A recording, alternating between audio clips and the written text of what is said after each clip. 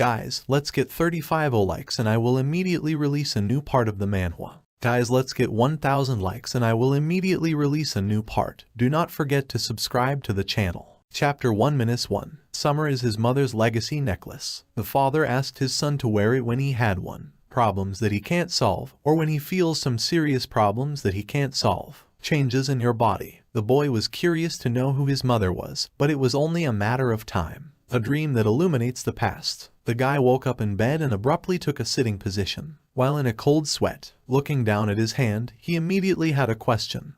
What's wrong with it? Happened. The surprised voice of a nurse can be heard nearby. The girl is surprised that the patient has already woke up. The guy jumps up and down in fright. Blood is pouring out of his nose, and he's not moving. She blushes. This also frightens the nurse, who is in the hospital for a few seconds. However, when the hero tries to say something with a stutter, she interrupts him, looming over him menacingly, demanding that he stop shouting like that, because he'd scared the shit out of her. Death by screaming. The brunette quickly recovers, admitting that he was confused. I thought I'd run into a ghost. The nurse asks him to lie down, because he was very tired. He's wounded, and it's a miracle that he's awake. Hearing this, the young man decides all the same. Find out what happened to him. A representative of the fair sex is surprised, specifying, remembers, whether he is at least something, but not seeing in the eyes of the interlocutor, and a hint of understanding, she explains that he saved a little girl and was almost hit by a car. Then the hero remembers what happened. Something like that. He decides to ask if the baby is okay. Another woman enters the room. A woman who reports that her daughter is fine. A gorgeous girl in a blouse and formal skirt along with flowers comes to the guy's bed. He rubs his eyes. His nose is bleeding again. It's hard for him to believe what's happening. Mother, the doctor, noticing the patient's condition, clarifies that something is wrong. He shakes his head negatively, with his head, assuming that this is the result of an accident, because of which he constantly sees some kind of visions. The beauty admits that she is very grateful to him for saving his daughter. It's ready. Pay him enough money to compensate him, so he doesn't need to make excuses to get out of it. Blackmail her. These words strain the patient, so he rushes to clarify the situation, not to worry. Does she want to tell him that he is lying to her to ask her for money? The parent decides to go to a business question, asking if 1 million is enough. The brunette is a little shocked by her words. The girl sits down on a chair, putting her feet on her feet, and, not hearing an answer from the dumbfounded interlocutor, he raises the stakes to 2 million without understanding the issue at all. The guy accepts, sitting up, throwing the sheet away and saying that that wasn't why he saved her, so he didn't have to. I need her money. The nurse immediately runs up to the patient, claiming that he cannot yet get out of bed because you haven't recovered. For a rich woman, this sounds like a challenge, so she raises the bet to $5 million when the guy comes to the door. The same via. He says he doesn't want anything from her, because a girl's life can't be measured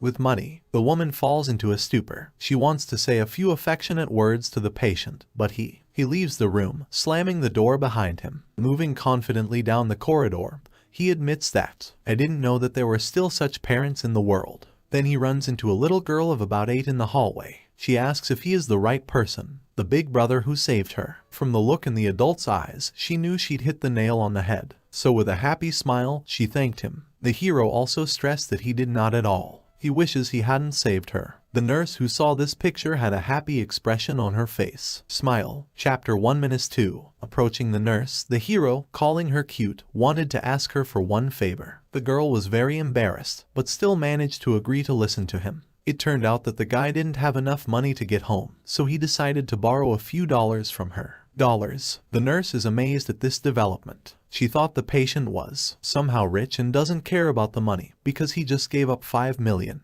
It came as a shock that he was just an ordinary poor student. The representative of the fair sex without hesitation took out her wallet and handed over a bill to the other person. He thanked her and introduced himself, assuring her that he would find a way to repay her.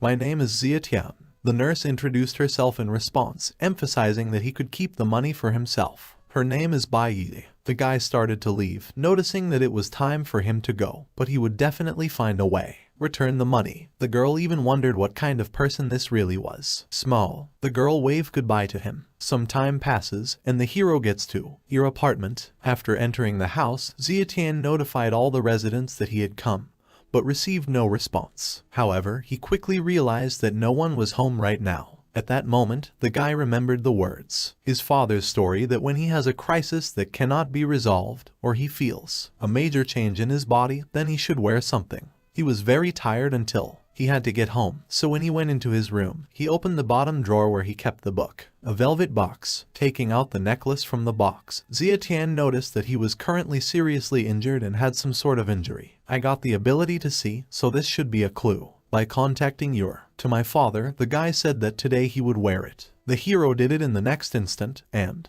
then he felt something unusual. Some unknown force opened a portal behind him. Where did Xia Tian fall into? Beautiful blonde takes a hot shower. At this time, the dark-haired man opens his eyes, grabbing at the head. He realizes that he has fallen asleep, and then he grabs the artifact, noticing that the glow on the screen is still visible. The suspension is gone. The hero tries to understand what is happening to her. Then he decides to remove the bandages, no longer feeling pain. All of his wounds are gone, so he doesn't need bandages anymore. Xia Tian, I noticed that I started shedding my skin. It immediately occurred to him that it was because of the pendant. Then the door handle twitches and the bathroom door opens, blonde covering her body with a towel. He leaves the bathroom with a satisfied expression on his face. The next thing I know, she's frozen in place. Her mouth falls open involuntarily in shock because she's not sure what to do. Catches the hero putting on a t-shirt. The latter is also amazed at this development of events. They exchange glances for a few moments,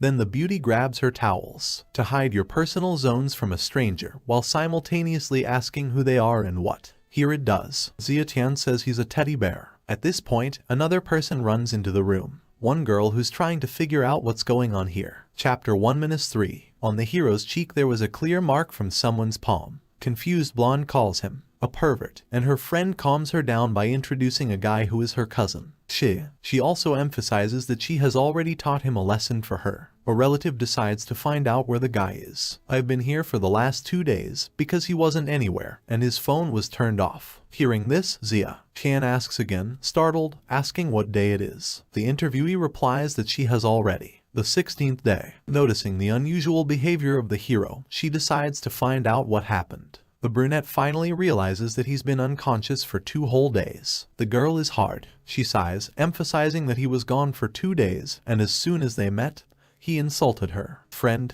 the guy claims he's innocent because it was covered up tight and he didn't do anything. So, the blonde mentally admits that she really was covered up tight, so she didn't. Understands how he learned something. She remembers that when they ran into each other, the first thing he said was, "Young man," was the word miska. After that, the blonde noticed out loud that her girlfriends are a strange child. This caused confusion in the latter and a dumb question. Xia Tian is the same. Already left the apartment. It was a bright summer day outside. The hero began to improve his body. He hopped up on the horizontal bar and began to work pull-ups. At this moment, a middle-aged man is watching the brunette's training sessions. The latter feels that after the treatment of the necklace, his body has become much lighter, and that's all. It passes without effort. The man decides to approach Xia Tian. He notes that the training is very good, so he assumes that he used to be a soldier. The guy gives a negative answer, adding that he is only 19 years old. Then the stranger clarifies,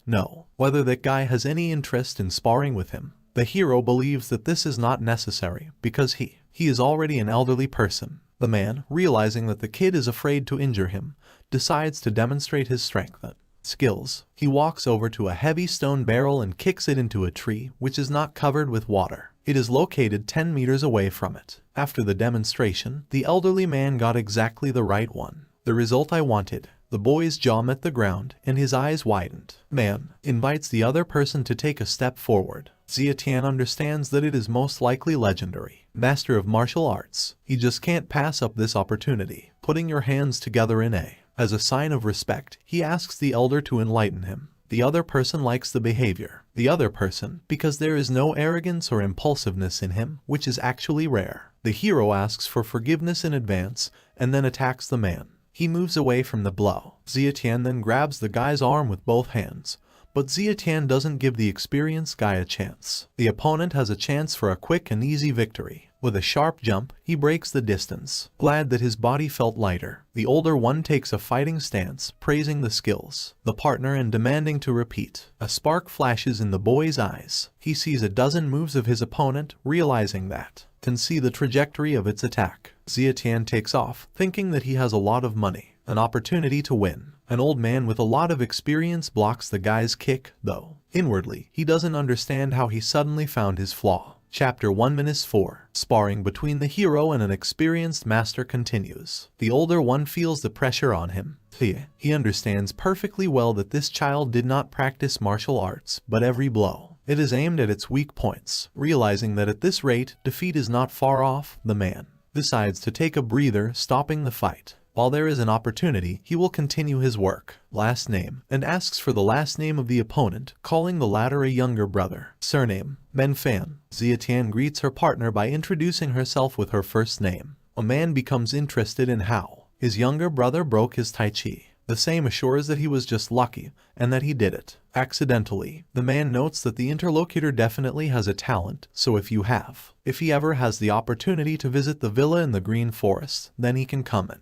To see him, the boy and the old man exchange pleasantries and say goodbye. Zietian is still a high school student, but he doesn't have much time left to study. Before the entrance exam, the college exam is still 12 days away, and before that, he still has to run the last sprint. With my hands behind the back of my head, the hero moves towards his class through the school corridors. Here it is, runs into a girl. Her name is Wenjing. She averts her gaze, embarrassed by the sight of him. The guy's appearance. She's glad he showed up at school, because he's been gone for a few days, and she's happy to see him. I thought something had happened to him. Zietian takes his seat, not quite sure what's wrong with him. It could have happened. He suggests that he might have committed suicide because I left him. A representative of the fair sex mentally shudders, because she is actually. I didn't want to leave him. The problem was that the guy was too poor. At this point, another person enters the classroom. This is a young guy with smooth hair. Green hair. He brought Wenjing French tomorrow. The girl thanks him for this. Taking food. The guy's name is Shaekun. You can immediately see that this product is very expensive. That's it. Shaekun pays attention to the hero. He's a little startled by its appearance because he thought that it was the same person. I fell into the trap of love and committed suicide. Wenjing asks her boyfriend to stop it. Last, he also leans over Zietian, claiming that he's just a nerd who can't even hold on. His girlfriend, so there's no benefit to his good studies. The hero is calmly engaged, doing their own thing, ignoring the obvious provocateur. At this point, a small one intervenes in the situation. A girl with long red hair pulled into 2 ponytails behind her back. The character is reminded that Zhu Shaekong is from a different class,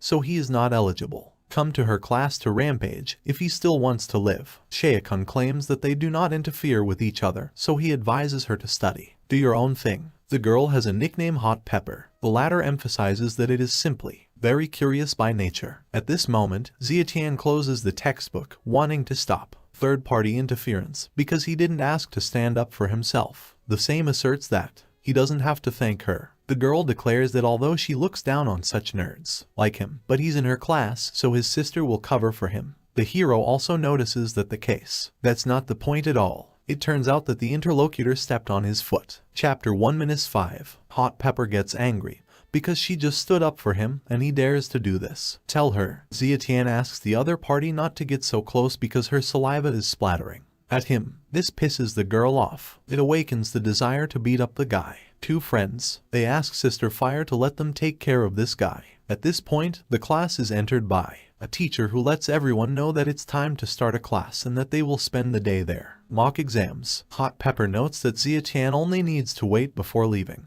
After all, someone will take care of him soon. 3 girls approach the classroom exit. The teacher begins to lose patience because he does not understand where they all gathered during class. Hot Pepper ignores him, giving an order to his men. Subordinates. Those should return and pass the exam, but not take its last place. 2. The girls return to their seats, and the red-haired person leaves the classroom in an angry tone. The teacher's view. Zietian exhales heavily. The man starts handing out task sheets. Starting to read the questions, the hero is surprised to realize that he does not need to calculate at all, because the answers automatically pop up in his head. After a few minutes, Zietian stands up and hands her work to the teacher. He decides, find out if the student has checked the answers, and how it happened that they have already finished. Man notes that if the guy doesn't know the answers, you shouldn't guess at random, because the exam is coming up, and teachers have high hopes for it. The hero claims that he answered everything. The questions are serious, so he clarifies if he can continue studying the following The item. At this time, Hot Pepper is standing on the street, resting his back against a tree. To her, two friends come running. The red-haired bully decides to find out what's wrong with Xia Tian and why he got out faster than them. The girls do not know the answer, only assuming that he also filled out the answers at random, and then passed. At this point, a group of guys led by Shae-kun approaches the hero. Friends decide to find out from Sisters of Fire whether they will help him. The latter decides that the classmate needs a little suffer before they leave. Shae-kun begins to provoke Xia Tian by saying that he has heard that he never got to touch Wenny, even though it feels so good. The hero emphasizes that the girl, it doesn't have anything to do with him anymore, so the two of them can do whatever they want, and he can't. There is no need to talk about it. At the same time, he keeps a straight face. Chief Bully claims that the interlocutor does not deserve to fight with him for women, because already lost. Shae-kun claims that he hates it the most when someone thinks about his toys, so today it will give him an unforgettable experience. Forward come his comrades, starting with Need Your Knuckles. Xia Tian takes a careful look at them, starting calculate your actions in advance while evaluating the strength of your opponents. In a few minutes, for a few moments, he copies the style of the master with whom he fought during the day. First guy gets a powerful uppercut to the jaw, going for a knockout. Hot Pepper goes into shock from this picture, but most of all, Shae-kun is amazed, who was clearly not ready for such resistance. Sides of Botany, Chapter 1-6. Seeing how one of the friends, having received a blow, was sent to the shoulder blades, the trio quickly moves away from shock. They are more angry, and the healthiest of them says that Xia Tian had no right hit one of them. Realizing that the opponent's warlike spirit is still not broken, the hero, he takes off from his seat. Moving at an incredible speed, in a few movements, he killed two guys, causing them to lose consciousness. Here other students go out into the yard. The girl is amazed that someone dared to hit people. Zhu Shae-kong, a friend tells me that the guy's name is Xia Tian, and he was the best student of his class. Of the class, Hot Pepper's friends are also amazed. One of the girls thinks that she doesn't care. I imagined it, because a nerd can't fight that well. Another person notices that Hazian, they are notoriously ruthless, and he took care of them so quickly. The girl with the red hair, she sees this as an opportunity, because she has always had a dream to become a heroine, and if she can learn a few tricks from him, then her dream will come true. The last one standing on Naga the bully nervously asks what he is trying to do. The hero walks up to Shae-kun, puts his hand on his shoulder and warns him to be careful with diarrhea when he gets back. The guy turns around with fear at the departing interlocutor. He just doesn't know what he's going to do. Xia Tian warns the badass that he is not the one whom he can afford to offend, so it is better not to catch his eye in the future, or he won't just let him go. The hero is about to leave, but he hears something behind him. A familiar voice. Someone calls his name, asking him to wait. This is a Hot Pepper that. She pounces on the guy from behind, wanting to hug him. The same one leaves with a quick and confident movement. Step aside, starting to be wary of this person. Deciding not to jump to conclusions, Xia Tian clarifies what she wants. The girl asks to teach her martial arts. The guy abruptly recoils from the interlocutor, stating that he does not know any combat weapons. The arts. Then the girl digs into his arm, starting to scream that she is being raped. Dark hair, perplexed by this behavior because she herself clung to him. Hot Pepper claims that, I saw him use real martial arts when he knocked those guys down, so he shouldn't lie. Xia Tian mentally notes that he just stole Mr. Fang's techniques by ear. He repeats to his friends that he doesn't know any martial arts. One guy from the crowd, the spectator, marvels at Xia Tian, thinking that he is simply magnificent because he is so beautiful. First he beat up Zhu Shae-kong's thugs, and now he's teasing Fire Pepper. At this time, a subordinate comes to Mr. Fan, starting a report. He puts out information on Xia Tian, a man, 19 years old. His mother disappeared right after he was born. His father died unexpectedly when he was 14. He is currently in high school, Yonghai High School, with excellent academic performance. Half a month ago, he saved the daughter of Jun Ru, the chairman. The Zheng family is from Shanghai and left the hospital without asking for payment. Now he lives with a cousin and earns money as a part-time employee. The master takes a mug of hot tea, asking if there is anything about his parents. The subordinate reports that it couldn't find anything, because everything is encrypted. His father has an A-level cipher and his mother has an S-level cipher. Permissions are not sufficient. There's a sparkle in a man's eyes when he hears about encrypted information. Chapter 1-7. Fan decides to check if there is anything new about quicksand. The interlocutor notices that quicksand The Sands have noticed him too, but it doesn't look like they want to kill him, and it's like they want what he has. The master notes that the city of Zhonghai has not been calm lately, and he has to leave. So he leaves it up to his guys to protect him and kill those who try harm him. The subordinate reports that Zietian is very sensitive to them, which is why he feels them, even if they try to watch him. The fan requires that in this case they were protecting him from a distance, and if Quicksand took any action, they should report back to him, because apart from Quicksand, no one would dare break into his territory. Events are transferred to the #1 assassin group of Zhonghai City. The young man asks when the Lord is going to strike. The latter notices that now is not the time, but when they find the secret scrolls, they can strike. Subordinate accepts the leader's order. The man in the black robe warns that they are not the only ones who wants to get scrolls, so they should keep an eye on the other guys too, so as not to give those get a scroll. At this time, on Zhonghai Market Street, Hot Pepper continues stalking the hero, wanting to know when he will teach her martial arts. Zietian states that he is not a master, but knows only a few techniques that he will pass on to his future wife. My wife and children.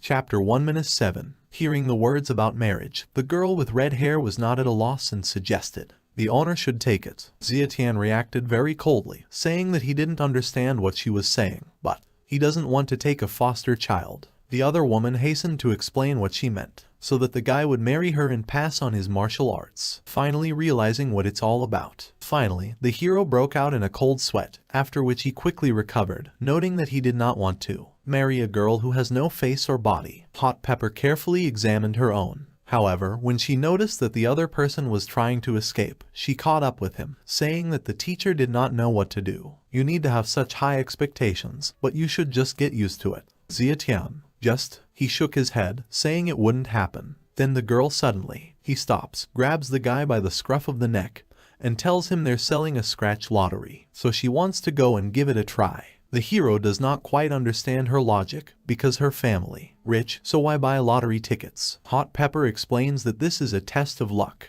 and the thrill of it, not just trying to make money. The girl runs up to the lottery stall and asks for a few scratch lotteries from the seller. He claims that they are just spending their money, and that a small child knows about lotteries. Hot Pepper to be angry, because they talk to her without respect and to some extent insult. Then the hero steps forward, asking her friend to focus on the lottery. After that, thick men still give out a few tickets. He takes out one ticket and shows it to me. 50 yuan fell out. Behind him, Zietian puts her hand on the pages, then scans them with her abilities, and he pulls out a ticket with 800 yuan in it. The girl and the man are amazed at this development. The hero asks to cash out 700 yuan and give other tickets for the remaining ones. Hot Pepper, she tries to change his mind, saying that she has heard that if you win once, your luck runs out, so it should stop now. The man hands the new tickets to the guy, noting that lottery ticket sellers love customers like him who send in their winnings. Get your money back. The hero mentally notes that this is not a cause for concern when he uses her discerning eyes. After a few passes, the guy kept going over and over again.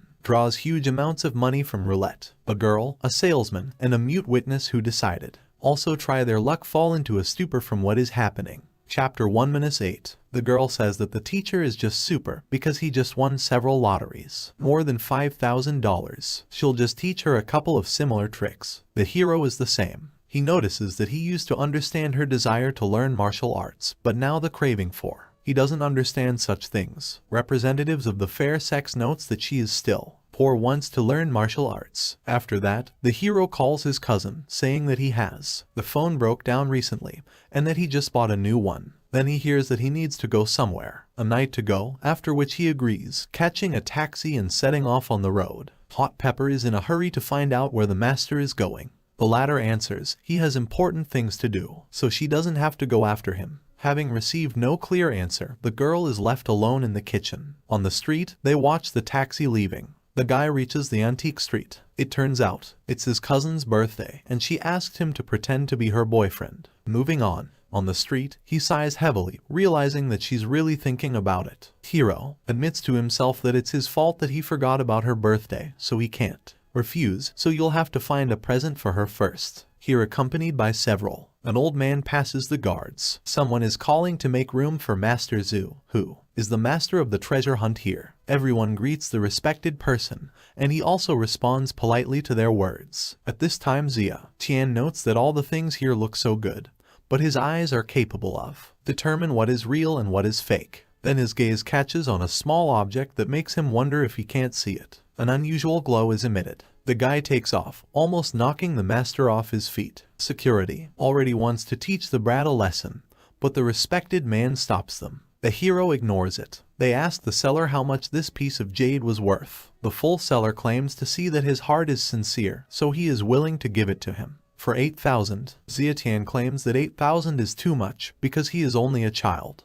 an ordinary student, and he doesn't have that much money. Master watching this picture assumes that this impolite child really has poor eyesight, so she can't see well. She's going to come to his rescue when he has to pay. Here the seller notices that Master Zhu is watching them. The man is afraid that he will come and expose him. Hero, he bends over the ear of the other person, offering a price of 200, saying that he knows what it is. Fake. The seller decides to get out of the situation, saying that the younger brother has a really sharp eye, but this jade doesn't sell for less than 500. Zietian, he notices that in this case, he will take a few more worthless stones and the job is done. The seller agrees, starting to pack the goods for the buyer in a special bag. When the purchase is completed, the master approaches the hero, declares that he is a good bargain and knows how to use your words. The seller regrets that the master still believes in this. The old man notes that this piece of jade is only worth 20 or a maximum of 50, but only a small amount of gold is used.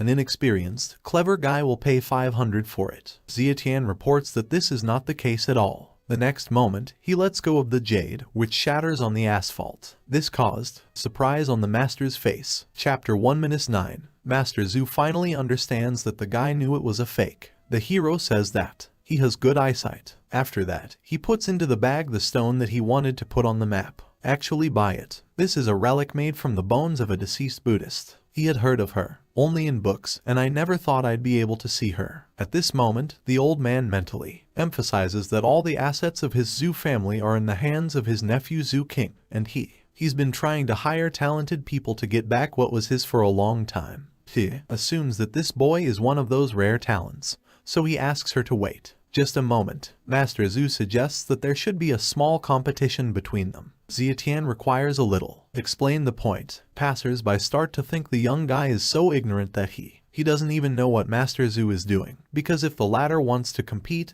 then it's a question of antique appraisals. An elderly man explains that he is a connoisseur of antique streets. Zietian immediately agrees, putting forward its own conditions. If he loses, he will give the man his life, and if he loses, he will buy him something that the guy has his eye on. This makes the master laugh. After all, he does not understand what he will do with his life, but in a few moments he will. It becomes serious by adjusting the conditions. If the hero loses, he will start serving him with. That moment, the guy immediately agrees to these terms. A table is placed in the center of the street. Some of the witnesses are amazed at the courage of the guy who decided to compete with Master Zhu in treasure assessment. The competition conditions are very simple.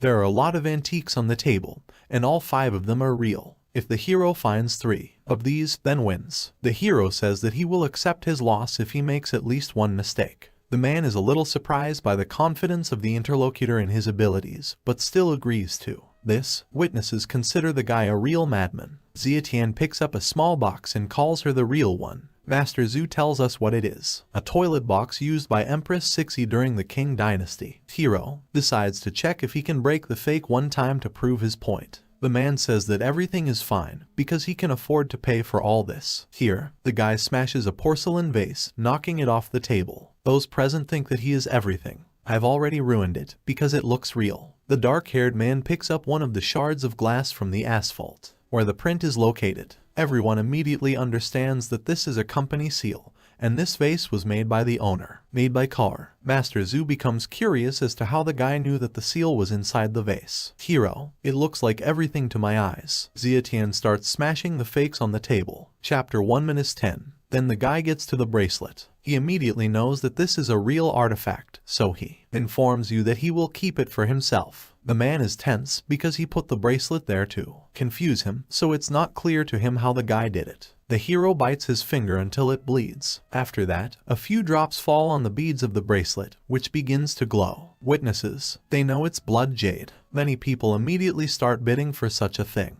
Someone is ready, paying 2 million for it, but Zietian isn't interested, so he apologizes, adding that the bracelet is not for sale. The hero wins this competition, but when he is about to leave the area and when he returns home, he is stopped by an old man. He says he doesn't know if he considers him, Zhu Huan, a friend. The guy mentally notes that with his new abilities in front of him, a whole new world opens up. He wants to learn the secrets of his parents, but before that, I have to do something important. Zietian replies that he is pleased to be Master Zhu's friend. The guy needs to expand his connections and make a name for himself. The interviewee decides to ask for the name of his friend. My younger brother. The hero introduces himself by his own name. Suddenly, a car pulls up next to them. Several people get out of it. One of them is a student. She walks up to the guy, determined to find out if he's Zietian. He has a pierced nose and ears as well. But I have a tattoo under my left eye. A few minutes ago in Shanghai City Hospital alone, a young man puffs up on the toilet, his stomach twisted violently. His father, apparently, decides to find out what the results of Director Li's survey are. The interviewee replies that it is not possible to examine a patient who cannot hold out for even half a minute. By dragging him into the exam room, the doctor emphasizes that they passed a stool test to rule out drugs. At this point, one of the guards reports that they just asked the young master about the conflict that they have. It happened today with a student named Zietian outside the school. He also said to watch out. Diarrhea. The owner assumes that it was the boy, so he decides to find out if it was sent. Find someone already. The subordinate reports that San went there with his 2 friends, people to bring him here. Currently, the same son is saying that Zietian should go with him. The hero does not understand why he should go with him, and who he is in general. The master warns that this is Zhu Xiaohua's personal security guard, and that San is very strong, so why? An elderly man is wondering how he got into trouble with him. San says he'll let you go. The old man is off the hook because he is Mr. Zhu's own uncle, and everything will be fine if he won't interfere. The hero is a little surprised that these 2 turned out to be relatives. Chapter 1-11. The master harnesses his younger friend, saying that San will not throw him while he is here. The elderly man's guards step forward. A cruel smile appears on Sun's face. Behind, with a few punches, he knocks out all his opponents. Master Zhu declares that Tom will not. One should think that he can do anything just because Zhu Xiaohua supports it. San ignores the old man, ordering his subordinates to take the boy. 2 people in suits approach Zietian closely. He puts his hands on their shoulders, and then with a movement, he pushes it away from him. Master San falls into a stupor for a few moments. The brunette also asks if he wants to. The caller still pick it up. Mentally, he notes that it is better to intimidate this person, because he looks strong. San approaches the hero, saying that he is a good fighter, but still too much young. The man decides to find out what kind of relationship the guy has with Zhang Chufeng. The hero doesn't understand. What kind of nonsense is this? He clearly provokes the interlocutor, offering him to approach if he wants fight. In fact, Zietian would like to have a friendly relationship with this person in order to learn some skills from him. San's gaze becomes more fierce, and his expression becomes more serious. A smile appears. He warns that the guy should not accuse him of being ruthless later. The hero prepares for battle, because there is no choice, but he is not sure whether he can win or not. A group of masked men appears behind Sun. They are recognized by the legendary bodyguard San, which he had heard so much about. The man turns around, realizing that there are quicksand here. Pesky, the leader of the Trinity, claims that when he found out who they are, he should leave because they have an important matter for this boy named Zietian. San notes that the owner ordered him to pick up this boy, so he has to get him back, and he won't let him do it just like that. The bodyguard wants to bargain. The trio surround him, and their leader excuses him, adding that this is a very difficult situation. Impossible, because this guy is the one that the group leader needs to get something from. Sen mentally understands that they are Quicksand, an organization of assassins, so even if he wins the fight, for now, it will be a constant grudge between him and them. He can't insult them, so he decides. Given today, San approaches his subordinates, who are defeated by the hero, and calls them to get up with the help of a kick to the back. Zietian tries to understand what's going on. He is aware that, for some reason, Yonsen decided not to contact these guys, but it's not clear to him why they came to him.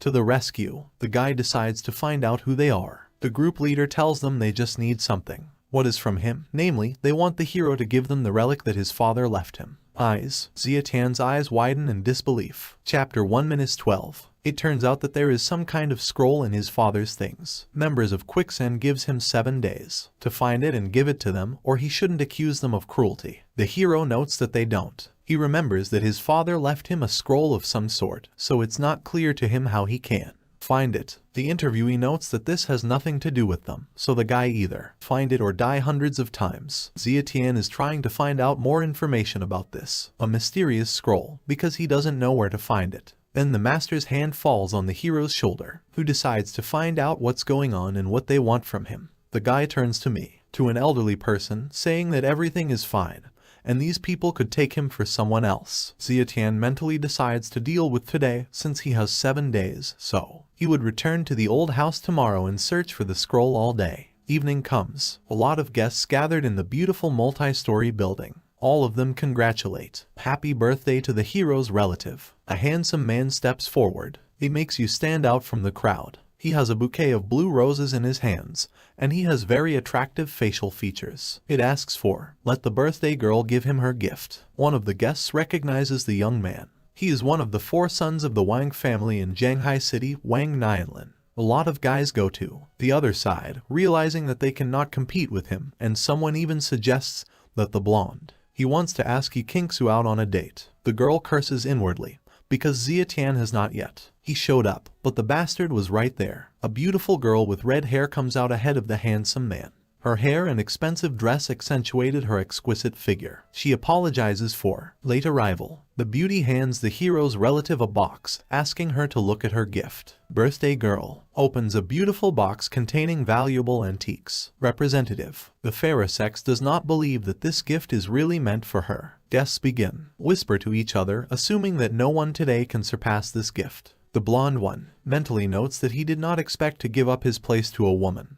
But it does not matter because women are not competitors for him, so he just has to outshine all men. He gets down on one knee in front of the girl. In his bouquet there is a ring and a diamond. He asks on this special day to accept his love for her and become his girlfriend. This confuses the birthday girl. She wasn't prepared for such a drastic action from the outside. The blonde one. All the girls are amazed at the romance of the moment and ask to accept this offer. The blonde one. He grins nastily, mentally emphasizing that it's all about the atmosphere, and it's always bad for her. It turned out to confuse everyone, so as long as she takes the flowers, he wins. At this time then a hero appears. He apologizes to Kingsu for being late. Past, she rejoices at the appearance of the guy, because he literally saved her from a terrible situation. It's fast. She runs up to him, grabs his arm, and introduces him to her boyfriend Zietian.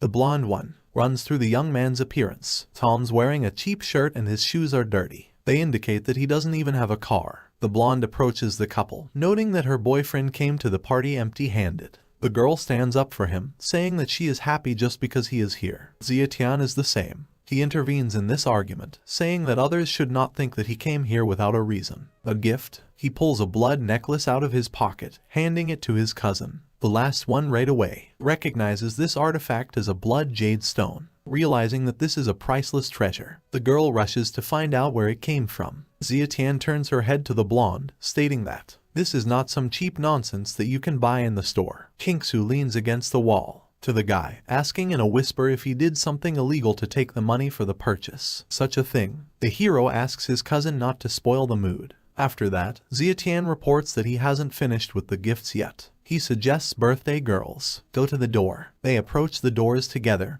after which the hero offers the girl to open them and see for yourself. She has a lot of questions because there should be a simple hall behind the door. But seeing the confident look in the guy's eyes, she decides to trust him. Opening the door, from the ceiling begin falling rose petals. Chapter 1:13. The girls congratulate several new guests, and together with the falling rose petals, it looks very romantic. The hero admits that he allowed them to settle here because there was no room at home, but that wasn't all. He offers the birthday girl to look out on the street where the fireworks started. Kingsu says it's all very beautiful. She even begins to dream that he was her real boyfriend, but then she quickly gives herself a mental slap in the face because Zia Tian is her cousin. In fact, it was all arranged thanks to brother Zhu. The hero didn't expect it, that he would do so much. At this point, the blonde starts shaking with annoyance because all his friends are waiting for him. Plans were ruined by one person who outshone everyone else with his gifts. After a while, a car pulls up to the building. The hero, along with his cousin, gets into it. Behind, Master Zhu is at the helm. The girl quickly guesses that it was Master Zhu who helped her. To a relative, she admits that she was really shocked when he took out this expensive one. Blood Jade. The old man hurries to explain that the blood jade really belongs to his brother. Xia Tianyu, after all, had bought it from an antique shop using his own skills. The girl is trying to figure out when Xia Tian knows how to evaluate treasures. The hero claims that he was just lucky. A van passes in the next lane. The hero feels the presence of his mother and the girl in it, so he asks brother Zhu to follow that van. The old man doesn't know what's going on, but once little brother said so something must be wrong. He turns the car around. The birthday girl decides. Ask them what happened. Xia Tian explains that after they catch up with the car, they should go to a safe place, call the police anonymously, and say that Zheng Ru and her daughter were stolen. These words cause shock to everyone present. The mother and her child, accompanied by several bandits, go to the warehouse. When they arrive, up to a certain point, one of the kidnappers pushes the woman, causing the latter to fall. She quickly takes a sitting position, covering the child with herself and declaring that she knows who they are. Clients are people who want to take over her share in the company. The leader notices that if she knows this, then she should shut up, because they need to make a small movie with her so that brother B can. He had leverage over her. At the same time, the bandit takes the phone out of his pocket. The baby is being dragged away. From my mother, the child cries, calling its parent. A woman tries to approach her daughter, telling them not to touch her. She is being held by another kidnapper. There are tears in the woman's eyes, and she's begging for someone to save them. At this moment, under the light of the full moon, a man enters the warehouse. Hero, he advises all criminals to turn themselves in, because the police will be here soon. The gang leader thinks some asshole just wants to die. Xia Tian breaks down. Bandits. The hero deals with them with quick and accurate blows. Their leader declares that I haven't finished yet. He realizes that the mission has already failed, so he pulls out his gun, going to finish off the target. The loud sound of a gunshot echoes through the room. Woman's eyes. They are rounded, but the bullet does not reach either her or her daughter because Xia covers them with her body. Time. The girl's loud scream echoed through the area. The bullet hit the hero in the stomach. The bandit also stated that this is entirely the guy's fault, because no one called him to become a hero. He passes by. Xia Tian fell to the floor, noticing that the pair would return to where they left off. In the moment the guy gets to his feet and attacks the bandit from behind. A quick and accurate punch. He knocks the gun out of the bully's hands, then pushes it in the back, knocking it down, forcing it to fall.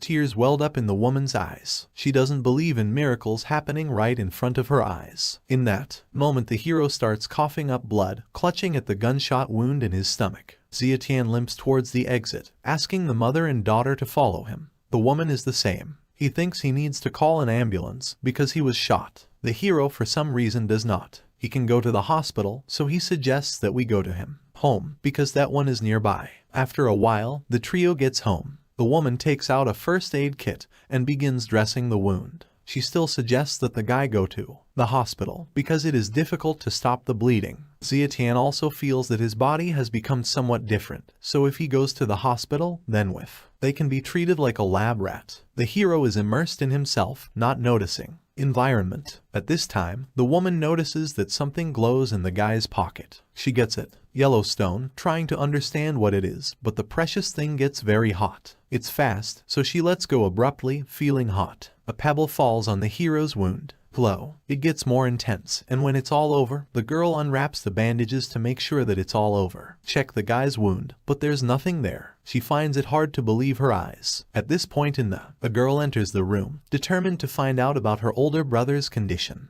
The mother informs her child that the older brother is fine, but he needs to be given time to recover. Rest. Xia Tian wakes up after a while. He feels a strange rush in his body. Forces. He immediately notices that in the room, in addition to him, there is a rescued mother and daughter. He understands that the last memories are not a dream, but the representatives of the fair sex is sleeping. The dark-haired man also notices that his wound is gone, and in the place where it should be. It must have been a strange yellow pebble. The hero picks it up, assuming that it was this thing that cured him. He starts to get dressed. A lot has happened recently. What used to be his normal life has completely changed. First the necklace, then Master Tai Chi and ancient antiques. As Zietian finishes dressing, realizing that there's no one behind him anymore, the doorbell rings. Someone starts knocking. He opens the door. Quicksand had descended on him. It turns out, it's been a few days and he hasn't even started looking. The guest decides to find out if the guy is really looking for death, because he only had today left, or he would find it, or he would die. Zietian reminds me that he didn't know about any scroll, so how would he find it? The other person does not perceive these words seriously, saying that Zietian is determined to go against Quicksand.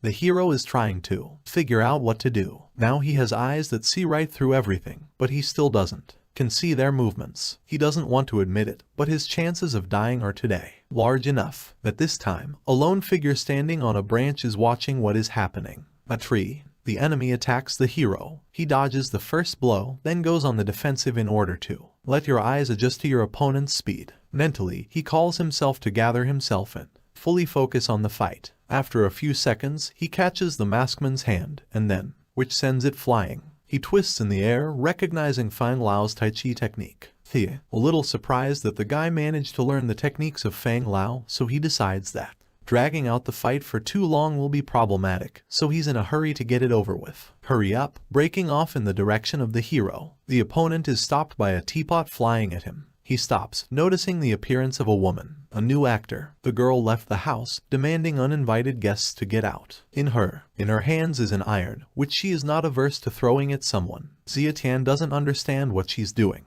She does, so he urges her to return to the house immediately. The beauty reminds that he saved. They have a life, so she can't let anything happen to him. Hero exhaling heavily, admitting that he really hated her, but he didn't expect her to show such courage. When he can't back down either, a member of Quicksand asks why they're flirting if they're going to die soon. At this moment, a man with long white hair flies over the wall. Beautiful snow-white suit and katana on the belt. His appearance comes as a surprise for everyone. The trio immediately turns around, recognizing the man as Jian Yuan Huang, the swordmaster. One in the whole world. The man unsheathes his weapon and for a few light and easy steps, he deals with two opponents. The third one tries to leave unnoticed, but the master, Mecha, asks him to pick up his comrades. He carries out the order, capturing members of the group and running away. The white-haired man approaches the hero and asks if he is Zietian. Last one confirms the other person's words, mentally emphasizing that this person was so fast that even he couldn't. I noticed his movements. The man says that the guy is very similar to him, and that he has the same courage. Zietian's eyes light up, and he immediately asks if the other is referring to him, his father, and whether he knew his father. The swordmaster doesn't answer the guy's questions, calling for a crush, a stone and a necklace. The hero grabs his jewel, not understanding why he should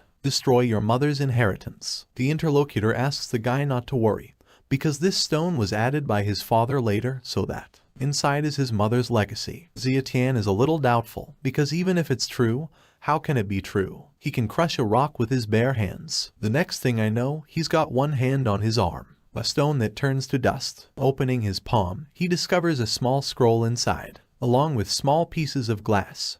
Zietian realizes that he has what those Quicksand people asked him about in his hands. The man explains that his father wanted the guy to keep it carefully, so it was hidden in his most important pendant. The hero becomes interested in who his father was. Master Mecha cannot give an exact answer because the guy's father would like him to live a normal life in peace and quiet, so the only thing he can tell him is that his father was a great man. Hearing these words, the brunette notes that his life has already ceased to be the life of an ordinary person. It turns out that the interlocutor is precisely because of this and appeared now. He wants Zietian to become his disciple. The hero is a little surprised by this, but after a moment he pulls himself together and gets to his knees, greeting the master. The swordmaster also notices that before the college entrance exam, there were less than 6 days left, and it was his father's wish that he pass the exams, so the man urges the student not to miss it, and about training he calls him come to him every day after school to study. Zietian takes these words to heart. For your information, the swordmaster leaves, and the girl runs up to the guy, helping him up and clarifying whether everything is fine with him. The hero says nothing, mentally glad that he is no longer a loser, which may be inactive. The next day comes pretty quickly. Zietian goes to school. Halfway to it, he is overtaken by Hot Pepper, who asks, when will the master teach her martial arts? The hero also asks not to molest him, noting that he himself should learn martial arts from his master. The girl with red hair, I thought they agreed that if she became his wife, he would teach her martial arts. The brunette does not understand when he managed to give her a positive answer, because she is not at all in his taste. Hot Pepper is angry, but holds back his mood, deciding to find out what type of girls he likes. To the master, Xiatian reports that at the very least, he doesn't like girls in this kind of clothing. In a non-standard form, two friends urge Sister Ho to stop. That already somehow holds back, and when she comes to, she says it's just makeup, so she'll change it. It also encourages you to change your friend's makeup. Xiatian goes to a fast food restaurant, where it's already waiting for him somehow. The cousin confesses that the guy scared her to death yesterday, so she wonders if it's okay. After all the subsequent problems were solved by Master Zhu. The girl suggests, call Tom and thank him for his help. Xiatian reports that everything is already in order and not worth it to be worried. After all, he had spoken to Senior Zhu on the phone. It turns out that the old man himself, I thanked the guy because he agreed to take part in the tournament for his sake, so that settle the differences between him and his nephew. But looking at his influence, his strength is quite strong. It is significant, so that the fact that he owes the hero a favor is not a loss. Xiatian takes a sip of her coffee. After that, the blonde snatches the cup out of his hands, calling him a pervert because this is her stake. Xiatian nervously apologizes. The cousin is glad that the guy is fine, but she wants to ask him for something. The hero asks when his relative started begging him. He replies that she is not begging him, but asking him to do something for her. These words cause laughter from the dark-haired man, who notices that this is the true nature of his cousin. The other one doesn't like the guy taunting her. It turns out that a relative wants to. The guy is playing basketball for the art department this afternoon. At this point to their table, the company of two goons and a beauty is suitable. The latter clarifies, really opponents. They are in search of external assistance. The guest reveals that she has heard that her art department is full of women and that she can't even recruit enough people to play basketball. These words make her cousin angry, but she doesn't like them. There is nothing to answer that. Xiatian enters the case, who notices the girl's gorgeous figure. Height 175 centimeters, leg length 114 centimeters. He considers this. The body is perfect, so invites beauties to come to him to become his little one. My little wife. These words greatly anger the interlocutor, who calls him a descendant, after which she turns to the hero's cousin, saying that she just adds to the number of people with such people, so she'd better admit defeat now. The cousin says that she should not care who she finds. It turns out that between the two, the girls had a bet. If Zhu wins it, then the beauty opposite will have to call her sister Zhu when she sees her in the future, but if her cousin loses, then she will have to call out. The other person is Sister Yan. Xiatian, on the other hand, sees that the bet is the problem and just enjoys it. He automatically takes a Coke and sips it through a straw. Blonde Fest finds a missing item. The hero breaks into a conversation between two representatives of the fair sex, wanting to conclude a conversation with Yan. The latter decides to clarify what are the bets in the bet. The bid is very high. Look at this basketball game. If she loses, then from now on, she will be his little wife, and when she sees him, she should call him big husband. Hearing this, the beauty hurries to put her foot on the guy's face, saying that he is looking for death. Xiatian gets up a little, catching Beauty's kick behind the lower part of her shin. This is embarrassing to me. Yan's sisters, however, the cousin does not allow the hero to enjoy it, prescribing a powerful slap on the head. After all, she doesn't understand what he's doing. After recovering, the girl agrees to the bet. Its terms and conditions. These are, if the guy loses, he will run naked around the school. After that, the beauty leaves with the members of her basketball team. Zhu gets angry, starting to beat the relative with his fists, and saying that he still has a lot of audacity, because he wants to, so that her nemesis could become his wife. The hero also reminds that only a small wife. In his mind's eye, he notices that there's only one fist that he won't dare dodge. And that's it. His cousin's fist. A few hours later, a warm-up session begins on the basketball court. Teams. Sister Yan states that she will only send one level 1 player this time and uses all other second-level resources. We can say that this is a small handicap for opponents. However, she notes that the opponent should not be told that she is bullying her. After putting on the team uniform and walking next to her cousin, Xiatian decides to find out if these are all players who are playing in the team. They have. This question is very important because they don't even have a basic quantity. Interviewee asks you to wait a bit. The group approaches two guys. This is Hu Peng and Yanzu, third parties, my cousin's assistants. The hero exhales heavily, admitting that at least the basic. The number of players they have. At this time, the audience in the stands, namely several girls, starts supporting Fang Lai. Zhu, hearing this name, stiffens up a little. A handsome blonde man walks out onto the playground. He confesses that he loves flowers' applause and he knows he's handsome, but he just wants to be a nice guy in peace and quiet. It turns out, Fan Lai is their main player. He's tall, good with the ball, and very popular. Little sister Yan grabs the blonde man by the ear, telling him that he's a real narcissist and that she'll let him go and drink her special drink if he only cares about being beautiful and mess up her business. The guy begs for mercy, noting that if she tells him, she will score 50 or even more. 100 points. The hero exhales heavily, noticing to his regret that even to cheer for, there's no one in the art department. At this moment, a familiar blonde appears, who is dressed in a black suit. A very explicit form of support. Zietian's nose starts to bleed, and he is very confused, mentally trying to turn on the radio. Pass through view mode. The hero and his team enter the playground. Yanzu notes that they can play in any position, but they should remember to pass the ball to him when they have it. The dark-haired man knows in his mind that it would be better if these two could win the game alone, because he doesn't want to show his strength on the basketball court yet. The ad platform. The match begins, and a few moments later a ball is thrown into their ring.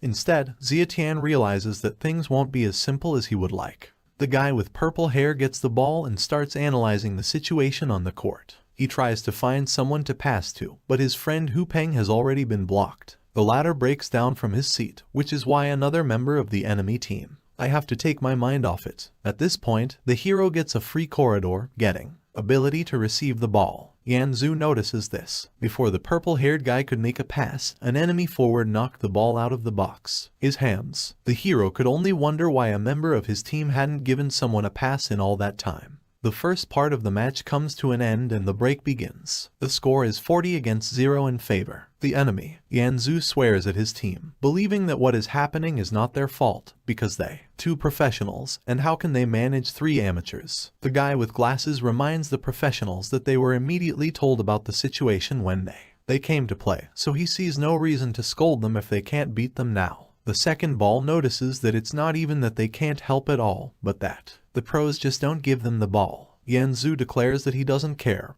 and that now he is. He plays more, because this score can no longer be corrected. The blonde decides to find out what they should do. Wu Qingsu, after all, if both of them left, they wouldn't have enough players. The guy with the purple hair. He also made a mental note that if two beautiful girls came and begged him, he would. I might have changed my mind. All the plans of the impudent spoils the hero. He approaches the guys from the art department, asking them to do it. A replacement in the team, telling Zietian that they can't win back as a challenge. He declares that he will show them the difference in abilities. Yanzu yells at the guy, thinking that he's a bad guy. He's gone mad, and if he can get his revenge, he'll be barking like a dog in here. Announce the beginning. The second round. Yanzu decides to see what other tricks the guy is capable of. His companion notes that basketball is a real men's sport, so he is interested in how the guy is doing. Try to win with a bunch of weaklings. The forward of the enemy team sees that the opposite side has quarreled, so there is very little left to play. Sister Yan asks him to keep scoring 3-pointers. The match starts. Zietian receives the ball, then jumps under her basket. Audience, they don't understand how he's going to throw the ball out of his own basket. The ball goes into the enemy basket. This is shocking to everyone.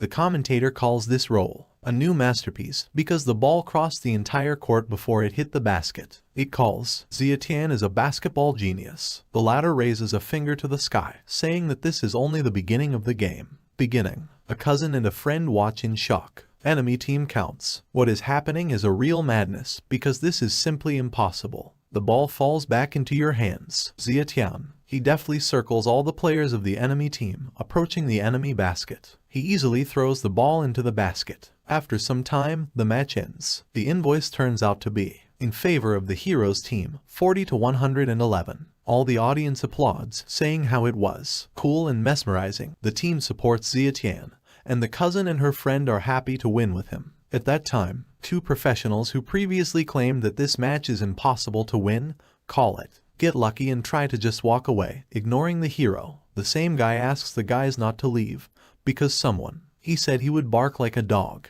Yanzu claims that they are all in cahoots, so doesn't count. He offers to compete again, and if Zietian wins, he will bark like a dog. These words unsettle the hero, but he says that he is not afraid of his own, the enemy. At this time, Sister Yan confesses to herself that this boy is really a genius, and if she can get him on the basketball team, it's even harder for her. Imagine how strong it will be in the future, but there is one caveat. The girl is strong. I care about their bet. He closes his eyes and cringes, not understanding how she can do something like that to someone. Name. At this time, the hero passes next to her, asking how about what she previously did. I was talking about a bet. The cousin asks the relative to forget and leave the rival alone, because I didn't think she'd keep her promise. The beauty shouts loudly that she does not belong to the type of person for whom this word is just an empty phrase. Much embarrassed, she calls the opponent Sister Zhu, and the hero a big husband. Zietian, startled by what has happened, looks after the fleeing beauty and asks, is this really true? Normal. At this point, Zhu notices that it sounded like she was shouting at the other person. To her husband, the guy exhales heavily, relieving the accumulated fatigue. It's all just a little thing. Everyday life, which is not so important. After school, the hero goes not to himself, home, but to your master. Zietian greets his master. The latter goes straight to the point, saying that his father, I never said anything about martial arts because I didn't want him to follow his path. However, he has entered this world, and he will fulfill his promise to his father. Man announces that from today on, he will be teaching the boy the immortal steps of the wandering ones. Clouds and sharp fingers. Sharp fingers attract the attention of the hero because he saw this, a martial art technique only in the series. It seems to have been performed by Lu Xiaofeng. He's a little surprised that such a martial art really exists. The master replies that it is a famous technique of his father in those days. From this, Zietian makes the assumption that, which his father must have been a master of in the past. He wants to learn more about his own business. Close. The master also says that he has never practiced these two martial arts techniques, so he will teach the guy only inner strength techniques. The brunette understands that the interlocutor is clever. Gone off topic. The man explains that the immortal steps of the wandering cloud come from I Ching and 8 trigrams, and sharp fingers focus on acupuncture points on the body, human and attack accuracy. Speaking of this, his father had asked him to study 100 schools since he was a child. Thoughts? The I Ching, the 8 trigrams, the acupoints of the human body, all of this is for him. My father taught. At the time, he thought it was his father's hobby, but he didn't realize it was the foundation that has been laid for it ever since. After some time, the wizard emphasizes that the guy has the best talent he's ever seen, and that he'll be able to bring it out. Take your father's art to a new level. In one of the buildings, 2 guys get attached to Zhu. They offer the beauty a drink together with them and relax. At the same time, one of them grabs the fair sex by the hand. She tries to break away, demanding to be released. At that moment, Yin appears around the corner. Zhu, the hero's cousin, asks him to help her, but the guy sets conditions. He is being called. The other person can become his girlfriend, and then he will help her. Zhu is amazed that the guy is trying to take advantage of the fact that a person is in danger. At this moment, a friend with yellow hair comes out into the corridor from one of the rooms along with me. Your young man. The latter asks what the guys are doing, and then calls. Release Sister Kingsu. My friend wants to know what happened in the first place. Annoying people. They leave with a warning that they will come back again. Yinzu also says that the girl will not be able to escape this trouble, because their sports department sings very close. However, if she agrees be his girlfriend, then he'll send someone here. Kingsu says that the interlocutor should not even think about it. Then the guy with the purple hair decides to put it aside, because he's not a big fan of the world. I wanted to talk about the bet. At this moment, a bully appears behind him, about 2 meters tall, with a bald head. He asks if he is the beauty's boyfriend. Yinzu gives a quick and the nervous reply that he didn't know her at all. This only makes the hero's cousin angrier. The big guy suggests that Kingsu go out and have a drink with him. Guys from the girls' department come out. Go ahead, urging the bald man not to molest girls. You can see that there are doubts and fear on their faces. However, they intend to protect the 2 beauties. Muscle cars for small school children. Get out of his sight, or he'll accidentally break their necks. The hero's cousin understands the situation. It's gotten really bad, so she grabs her phone. At this time, Zietian is doing a dumbbell workout at her home, covered in sweat after a very intense exercise with iron. He picks up the phone with an unknown number. After finding out his cousin's voice and understanding the situation, he instantly agrees to come to the place of events. Hero, he throws on his shirt, making a mental note that it's time to practice his skills, taught by the master. First of all, he wants to hone the immortal steps of wandering clouds. The guy takes off at an incredible speed. His movements are so fast that it overtakes cars moving on the roadway. One of the drivers notices this, startled, trying to figure out what it is. The hero quickly arrives at the place of events. During this time, two bandits manage to scatter the nerds who have come to the defense of two friends. Baldy's partner. I warned them that it was none of their business, but the guys still stood up for the beauties. It didn't pass. A lot of time. The big guy threw them around, saying that they didn't even know what they were made of.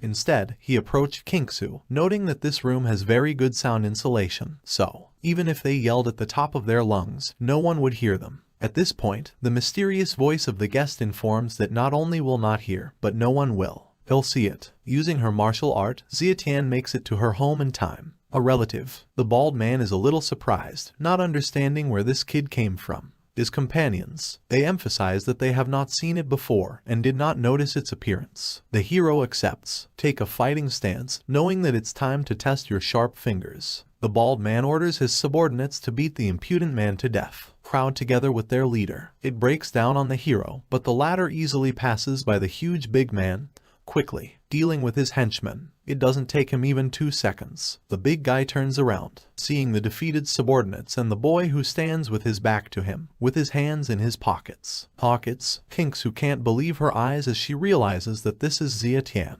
Her friends, too. They are impressed by its strength and speed. Xiatian slowly turns his head with a very hostile look towards the last scoundrel. The other one nervously asks who the hell he is. The brunette slowly approaches him and he grabs hold of his t-shirt, explaining that he said earlier that this room is well soundproofed. After that, without waiting for a response from the bald man, he kicks him into the room. Hero follow the big guy inside, noting that no one will come, even if he shouts at you. The whole throat. Xiatian slams the door behind her. Cousin and her friends hear the sounds of blows, falls and screams of pain, and then the sound of bones breaking. They look at each other in shock, afraid. Even imagine what's going on there. A few seconds later, the brunette leaves the room, saying that everything is over. Inside, there is a battered big man whose face is swollen. The room itself is a mess. The bald man lost consciousness from the beating. The police run into the building. Some of the girls seeing this, asks what's going on. Another replies that she heard there was a fight inside. Bandits. After a couple of minutes, the hero is taken outside, going to pick up the department. Kinksu against this, because he doesn't understand why the police are doing this, because he is the one who saved them.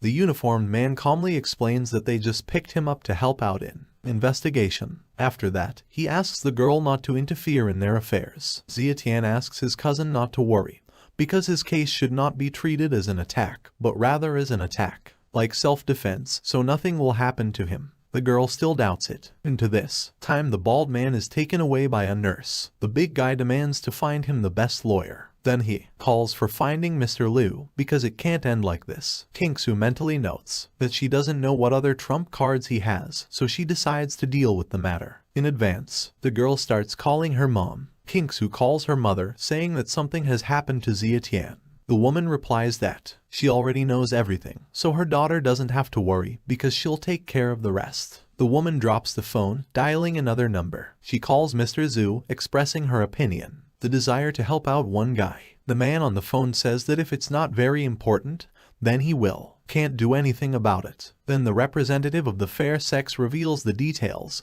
saying that the person whom she wants him to save her long son. These words shock the other person. He quickly realizes that the situation is changing dramatically, so he asks to wait, assuring that he will take care of it. After that, the woman stops the call. Someone in the room asks if everything is alright. Miss Ita says that everything is fine, so she suggests that we continue talking about Bing Bing. Xiatian leaves the police station. He immediately notices the oddity because they said that they want to sue him for assault and bodily harm, but he was released after the incident. One phone call. The hero does not have time to walk a few meters as he starts to call your phone number. He picks up the phone, whereupon a voice on the other end of the line notes that he's on the phone. a very capable guy, and all of a sudden he's a good fighter, so they ask him if he's met someone else. Yin-nai. The hero quickly puts the picture together in his head, realizing that his aunt helped him, but he, a little surprised that aunt knows Yin-nai. The guy informs her that the latter is his, the master. The woman admits that she thought so she calls the interlocutor, come to see her tomorrow because she wants to have a serious conversation with him. The woman sheds. He hung up, leaving Zietian to ponder. He wonders what his aunt has to say to him. Moving down the street in the late afternoon, the guy finds a street restaurant and decides to have dinner. Here, the brunette takes one of the empty tables, starting to study the menu. At this point to him, a girl in a gorgeous red dress approaches, asking if they can share a table with him. Next to the speaker is another beautiful woman wearing a tracksuit. A representative of the fair sex refers to the hero as a brother. Zietian declares that it is an honor to eat at the same table with such two beautiful people. Girls, the previously silent representative of the fair sex emphasizes that you just had to say yes or no, and you didn't have to flirt with anyone. When beauties sit down, a friend in a red dress asks the girl not to be like this, because this guy, just kind. Unexpectedly, the hero carefully examines the grumpy girl, after which he claims that she's sick. This drives the beauty out of herself, because she thinks that he is trying to insult her. Girl. He throws insults in response, noticing that she will put him in jail for harassment. Zietian is the same. He explains that she is mistaken, because he is not harassing her, but simply says that she is very ill. He decides to ask her if she's been suffering from insomnia, dry mouth, and bad mood lately. Moods. After that, the guy emphasizes that if he is not mistaken, she will not live to see 30 years old. The interlocutor with a sinking heart asks how the stranger knows all this. Zietian takes a closer look at the beauty, then says that to be precise, he'll only live to be 27. Then the beauty is surprised to realize that she will be 27 next year. The sister asks not to believe a loved one in the words of a stranger. The patient rises from the table, stating that she doesn't want to eat anymore. Her sister is in no hurry to leave, wanting to know if there are a cure for this disease. The brunette also notes that now the girl is so angry that if he'd told her about the treatment, she'd have jumped on him and beaten him up. My sister is in deadly pain. Still, find out what the treatment is. Zietian replies that you should become his wife. At first, this surprises the interlocutor, and then she laughs, noting that the young man has a sense of humor. Beauty gets up from her seat and she leaves her business card on the table, emphasizing that she is going to change her sister's mind, and he should not forget to call her later. After that, she goes up to the hero and kisses him on the forehead, saying that they are agreed. This puts the hero, who is clearly not ready for something like this, into a stupor. The sister goes to get her loved one, asking them to wait for her. Zietian is also nervous. She just came up to him and kissed him on the forehead, but she didn't ask him anything about the price. The next morning, the hero runs into a multi-story building. He's sweaty and tired. Visible that he had run a marathon before. It turns out that the guy is already late for a meeting. After reaching the right floor, Zietian grabs the handle and opens the door without hesitation, apologizing to my aunt for being late. Then he stops abruptly, realizing that he's in the middle of something. There are not only his aunt in the room, but also two other people, one of whom he is vaguely aware of. A sign. This person turns out to be the sick girl Bingbing that he met yesterday. The aunt, seeing the reaction of the young man and the girl, asks if they know each other. Bingbing. He says she can't possibly know such a scoundrel. The woman next to her, presumably the mother, asks her to calm down. Missy is also in a hurry to find out what the hero did to the girl, since she did so. She speaks highly of him. The brunette replies that he didn't do anything. Aunt decides to get down to business, claiming that this is the fiancé she found for him. At the same time, the woman points to the guy. These words leave both Zietian and Bingbing speechless. The latter is blown up from the spot, stating that it's not the same as what she asked for. The girl wanted a tall and majestic, beautiful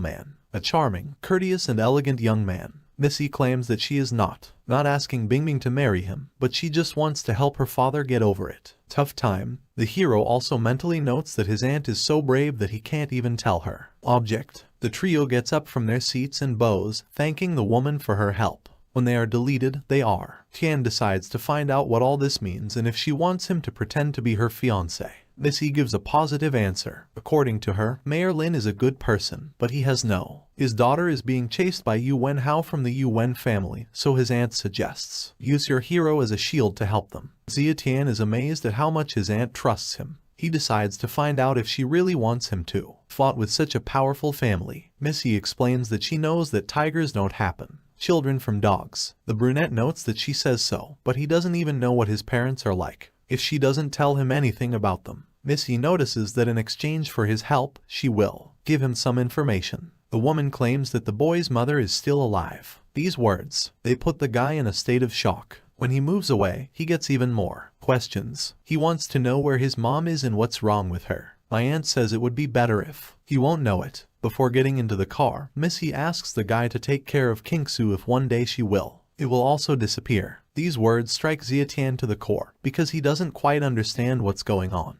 Happens. The next day, the hero notes that after his aunt said this, he didn't want any more ask questions because she had a reason not to tell him, but he didn't expect her to take advantage of the opportunity and set a task for them. The guy thinks he's weak, doesn't he? I agreed easily. In his memories, a picture of a bygone day pops up where his aunt asks for help, a favor for her, and he automatically agrees. The memory is interrupted by a girl's voice shouting about the thief. The guy turns around and sees how the girl's bag was stolen by an unknown person on a motorcycle. The thief flies past Zietian, looking at him carefully. The other man clenches his fingers into a fist, emphasizing that he had arrived just in time, for he was just looking for a way to vent his anger. The dark-haired man focuses on himself, then takes off using immortal steps. Wandering clouds. The thief steps on the gas, laughing under his helmet, because he believes that no one can catch up with him. In the moment the hero is level with the motorcycle, beads of sweat float up on the criminal's face and from his lips. The question breaks down about who he is since he can catch up with him. Zietian doesn't respond, making a mistake. Jump at an incredible speed.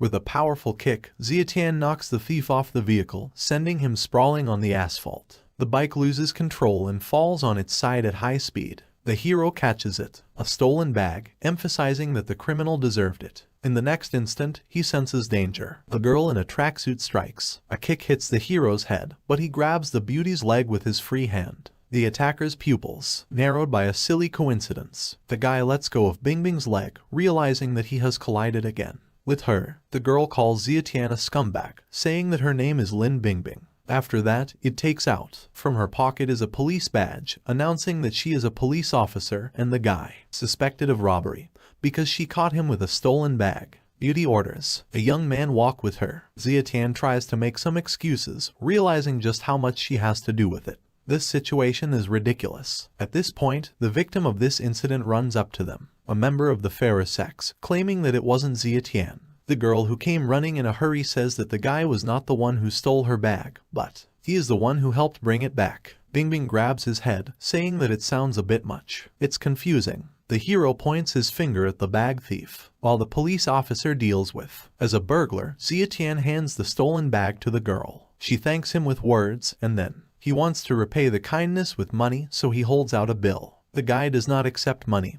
which surprises the girl a little. He's a little surprised that I forgot, so he hurries to remind me that he borrowed money from her at the hospital, but a long time ago. I should have returned it, but I forgot. The other woman looks surprised, but she doesn't say anything. I remember his name, but I remember what he did, because he's the one who didn't take 5 million. Hero a bit. I hate to hear it, but he still reminds the girl of his name. The nurse thanks you for today, asking if the guy will have time now, because she would like to. I wanted to invite him to dinner. Zietian replies that it's another time, because he has something else to do today. He starts running away. Bingbing tries to stop him, because she needs to take some money from him. Surprisingly, the guy uses his martial art and quickly disappears from view. The police officer tries to understand why this man is running so fast. The girl enters room number 888. She apologizes for tardiness, saying that she encountered one case right on the street and just delivered the thief to the police station. Her eyes widen when she sees Zietian in the room,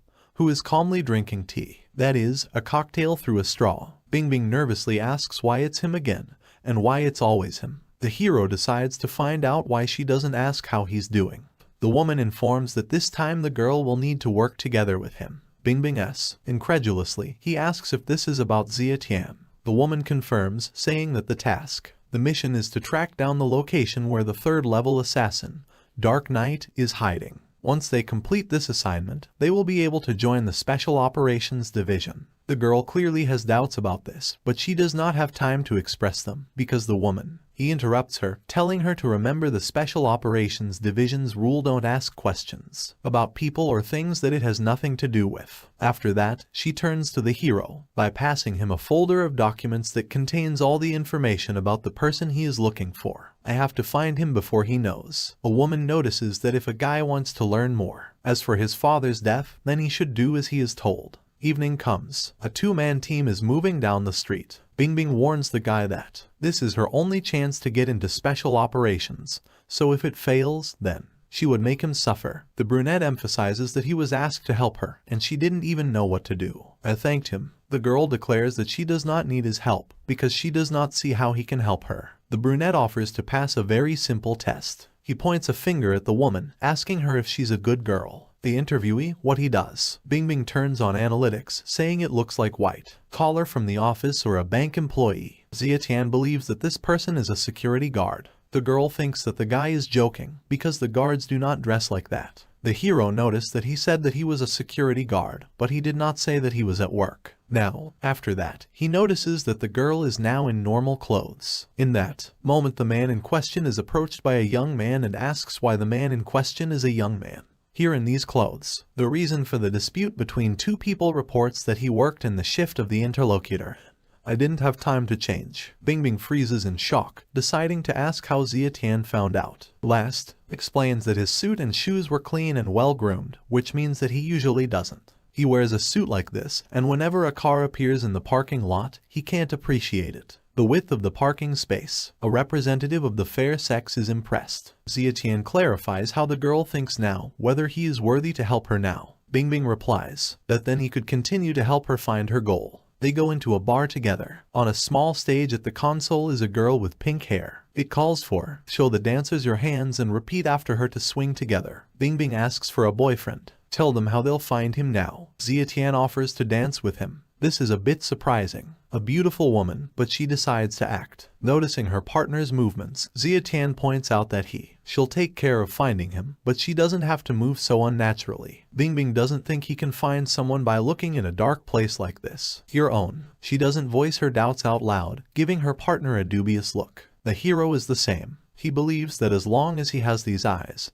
he can find him, even if he is in the dark or disguised. After a few moments, the guy notices that the target is not in this room, but the girl. He recalls that they were given this information by intelligence. Then the hero reports that intelligence can be loyal too, so they should wait. To make it look like a couple, he puts his hand on the table. Your partner's shoulder. The same one throws it away, telling you not to touch it. Zietian raises his hands to show that he has given up and understood perfectly. Thereafter, he calls out to the bartender, wanting a few drinks to blend in with the crowd. At this point, he notices why. At the back entrance, a middle-aged man with his hair combed to the side. He lights a cigarette at the door, using a lighter. The hero realizes that this is exactly the person they were looking for.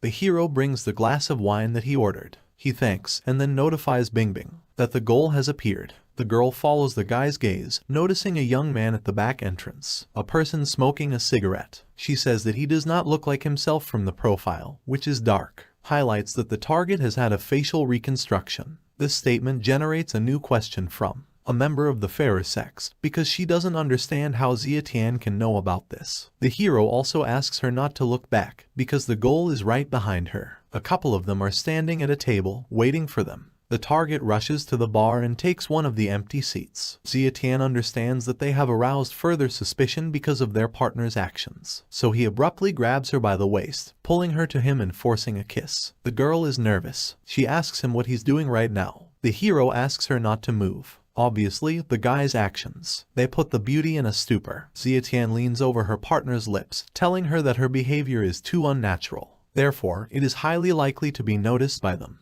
At this time, the target turns around and he notices a couple kissing. He snorts and returns to his drink. Bingbing, realizing that the danger is partially over, decides to find out what they will do next. It offers contact their superiors, because their mission is to find the target. Zietian notices that every member of Quicksand has a chance to kill, so if they don't, If they intervene in time, then most likely someone will be killed while waiting for orders from above. After hearing this, the beauty quickly digests the information, specifying whether the guy wants to do immediate arrest. The hero stresses that they should at least try. He notices that the target is converting again. Pay attention to them, so he pulls his partner into a kiss so as not to attract attention. The girl also notes that this is actually her first kiss. At this point, the goal sends. The bartender made a strange box, saying that it was a package that was handed to him. Man, he rises from his seat, asking for 2 glasses of red bat for the 2 of them behind him.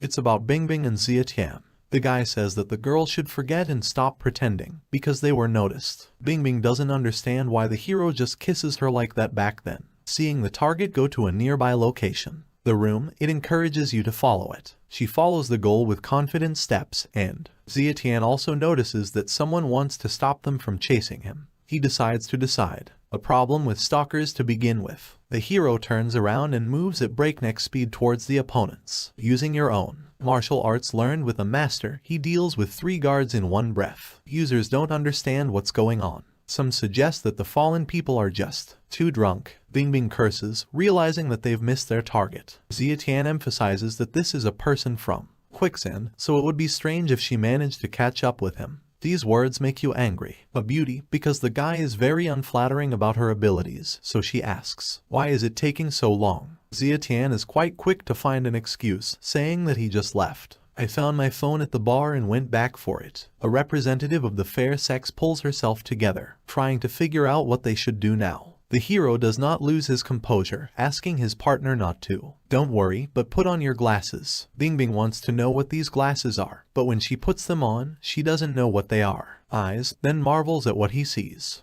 Zietian explains that it is a night vision powder. His aunt gave it to him, and I took the opportunity to sprinkle some on it. Bingbing is now more customized. Resolutely, she wants to go in pursuit, but the hero does not quite like this idea. Chase the target. The girl asks what's wrong. The guy explains that it was discovered because she was unnatural, and now she's wearing such eye-catching glasses that it would be weird. Don't fall under suspicion. Zietian asks her partner to wait a bit. He approaches the blonde smoking at the entrance of the bar. Her revealing outfit literally attracts the attention of various men demanding to be thrown out. White matter. The hero offers to sell him clothes and a wig for 500 yuan. The girl is the same, claims it's her real hair. The guy asks you to stop acting out the drama because there is no need to pretend, for her stubble is visible. The courtesan viciously asks what he is talking about. Zietian notes that he won't be able to get paid for his cheap stuff is more than 100 yuan, so he will either sell it to him or the hero intends to call the police. It is clear that the decision of the disguised man takes extremely quickly. Left with only his underwear on,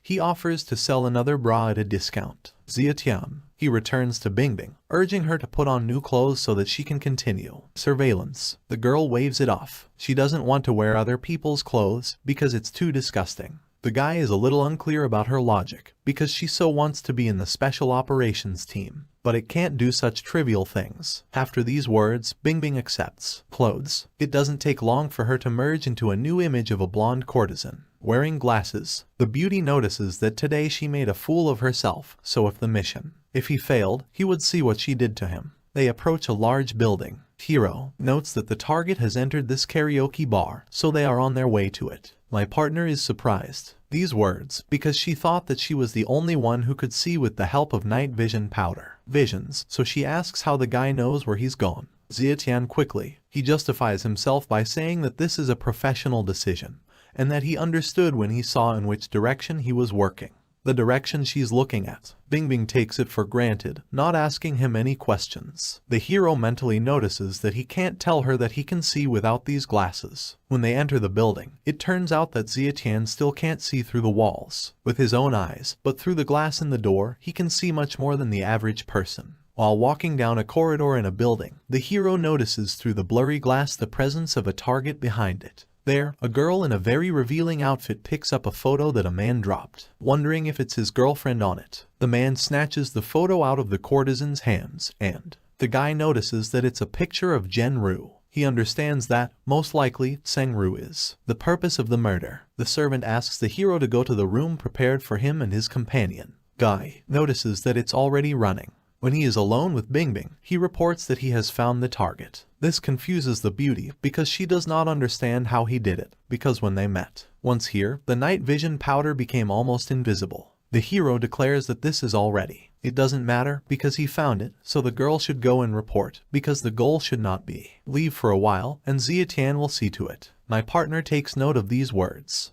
As soon as they enter the designated room, Bingbing immediately dials the superiors. While she's at it, communicates with the top, the hero goes out into the corridor. He looks around and notices the presence of a camera in the room. The passageway. Zietian takes out a coin from his pocket, then sits down to tie his shoelace. With an imperceptible click, he sends a coin to the camera, knocking it out. At this point, from the next room, a beautiful girl comes out of the room, thanking you for the allotted time and asking you to contact her at next time. After that, the hero goes into the next room, saying that they are back together again. We met. The man is a little surprised by this development. The man indignantly asks who let the guy in. In his mind's eye, he remembers what he encountered with him at the bar, but he thought he'd definitely lost him. The man pulls out a pistol and hides it behind his back, noting that he doesn't know what he's talking about, and he'll call the police if he doesn't. It will go away. Zietian uses the immortal steps of wandering clouds, cultivating the unthinkable speed. He instantly finds himself behind the target, who looks around in shock. The hero could kill him with a stab to the neck, but didn't do it. The brunette jumps on the back of the enemy, taking him in a chokehold. Mentally, he is calm. He exhales, because not so long ago he had to hide from these quicksand people, but now he can handle one without much effort thanks to the skills he taught him. Master. When the man loses consciousness, the hero decides to look inside the scroll. Inside the bundle is a dagger. This surprises the guy a little, but he immediately notices the sharpness. Weapon blades. He decides to keep the weapon for himself because it is very good. Zietian is waiting. My partner in the hallway. The girl runs up to him a couple of minutes later, saying that Auntie is coming soon. That she had asked them to leave as soon as possible, so as not to frighten him off.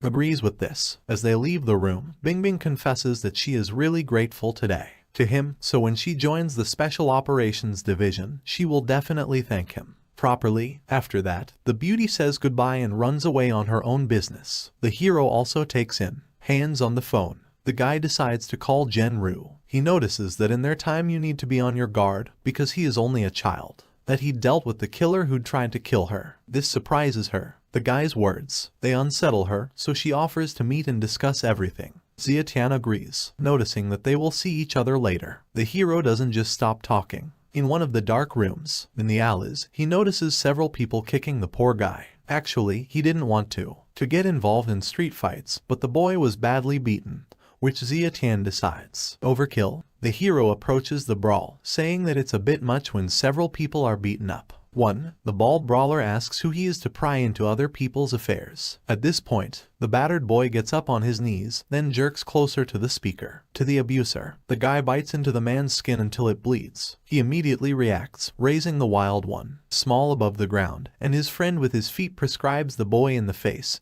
forcing him to let go. My partner. The hero begins to like it, because he notices that the boy has a fairly decent energy reserve. When the two brawlers are about to continue the beating, Zietian intervenes in the fight. This is a roundhouse kick that sends two men flying in different directions. Zietian urges that next time they don't bully the weak by being strong. He is about to leave, but the beaten boy asks his savior to stop. He finds in himself. He gives her the strength to get up, and then thanks her for saving him and asks her to accept him as a disciple. His name is Gao Fei. The hero decides to find out why those guys beat him up. The kid replies that they didn't hit him, but he was the one who hit them first because they stole his girlfriend. Zietian decides to clarify, so they stole her or she went with them. The interviewee replies that she went voluntarily. Hearing this, the dark-haired man notes that then it is also useless to beat them, and if he wants the girls to, don't abandon it. It must have the capital and strength to ensure that they don't even think about it. Drop it. Gao Fei falls to his knees and bows his head, saying that if the other party accepts him as a disciple, he will be able to become stronger first. The hero clarifies whether the boy is not afraid,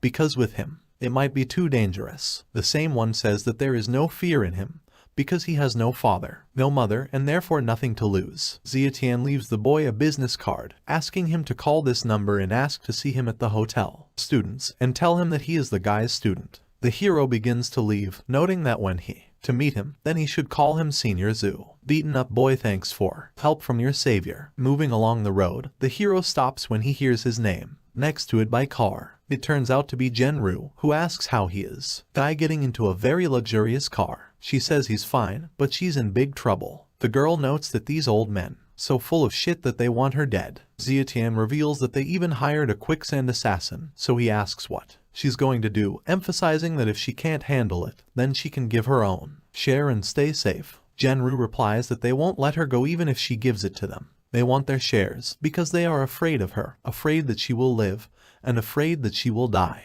It will be resurrected. After hearing this, the hero realizes that the only way out of the situation is to find a way. Get rid of these people. The interviewee also notes that she does not want him to do anything illegal. She asks to give her 3 days, considering that during this time she will have time to destroy the power of these people. Old people. This surprises Zietian a little, so he wants to learn the details from the girl. Genru admits that she has already started taking action after what happened last time. However, they must be completely destroyed financially so that they do not have free money to create problems. The girl notes that if we talk about the business war, then she is an expert. The hero, along with a rich woman, drives through the gate, finding themselves at a luxurious house. Beauty offers the young guy to sit in it, noting that there is nothing at home. Zietian immediately. He notices that this is a very large house. Genru knows that the other person liked it, the apartment, so she gives him the keys, saying it will be his house in the future so he can keep the keys to this villa for yourself. The hero sees no point in giving the keys to him. The girl explains that if the bad ones come, guys, if he wants to enter the room, it's going to be a problem if he doesn't have the keys. Sangru literally puts the keys in the hands of a young man, after which a girl enters the room, together with the nanny. She recognizes her older brother and runs to him, wanting to hug him. Zietian scoops up Tian, asking if she missed him. The girl gives a positive response. At this time, the mother informs the nanny, whose name is Wang Ma, that today there's nothing else to do, so she can go home. The servants accept it. After some time, too, the hero enters the room of the hostess in thin nightclothes, saying that his room is ready, and that he should go to bed early. The guy is embarrassed, replying that she should also go to bed early. At this point, a man enters the room, a small miracle, stating that she wants to sleep with her big brother. Her mother says that her brother was tired, so she shouldn't disturb him. The brunette decides to support the girl, noting that he's very sleepy, so they'd better not come. On the tears of the girl begins accumulate moisture. Tian starts crying, saying that she wants to sleep with her big brother. Zietian covers her ears from the terrible screams. The mother leans over her child, admitting that she can't do anything.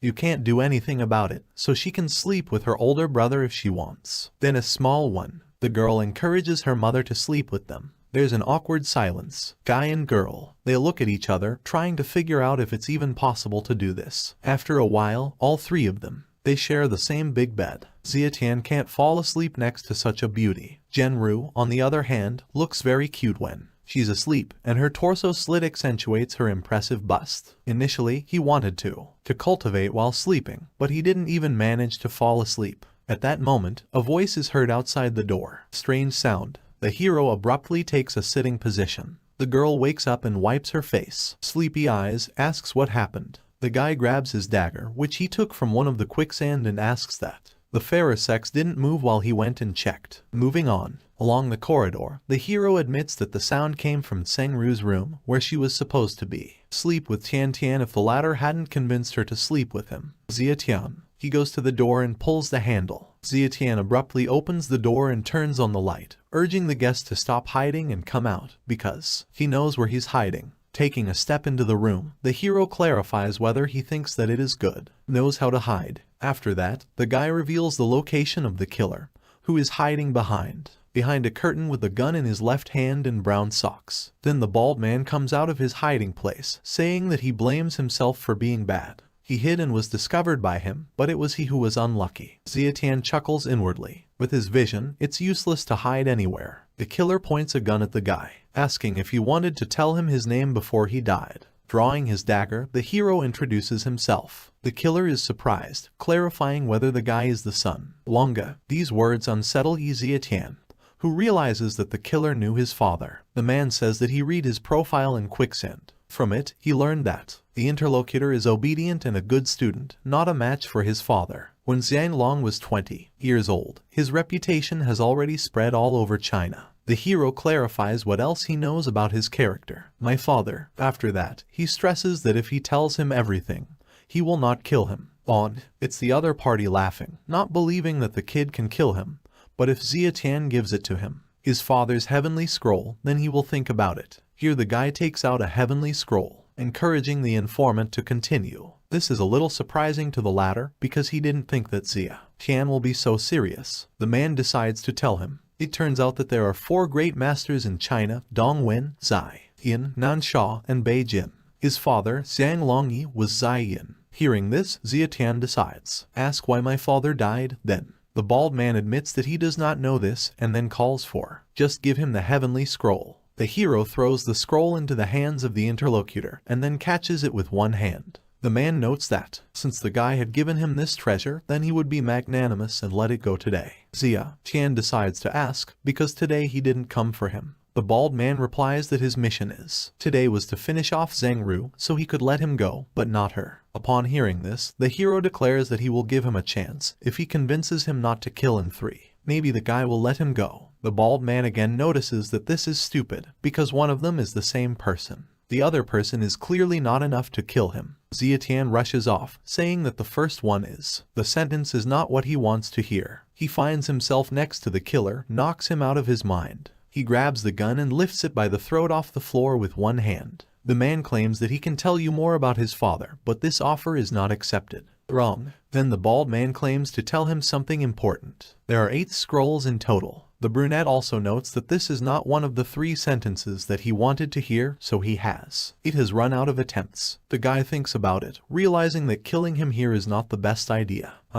So he decides to leave it to the police. He delivers a powerful blow to the neck of the quicksand member, Peskov. The man loses consciousness, and the hero also notes that the interlocutor is very stupid, because he has enough. It was said that he would let Zhang Ru go, and he would let him go. The door to the room opens. Hostess enters the room, asking if Xia Tian is okay. The latter assures that it is in full operation. Then he clarifies that if he can't beat one guy, then how can he defend himself? Her and Tian Tian. In the next instant, Zhen Ru hugs him, claiming that he scared her to death. The guy strokes the beauty on the head, asking not to be afraid. He exhales heavily, asking her to get dressed. They'll have friends at home soon. The girl answers she knows, so she goes to boil water and prepare tea for your guests. She brushes the back of her hand away from the tears in her eyes, asks if Xia Tian will always protect her. The guy gives a positive answer, emphasizing that he wouldn't let anything happen to her or Tian Tian.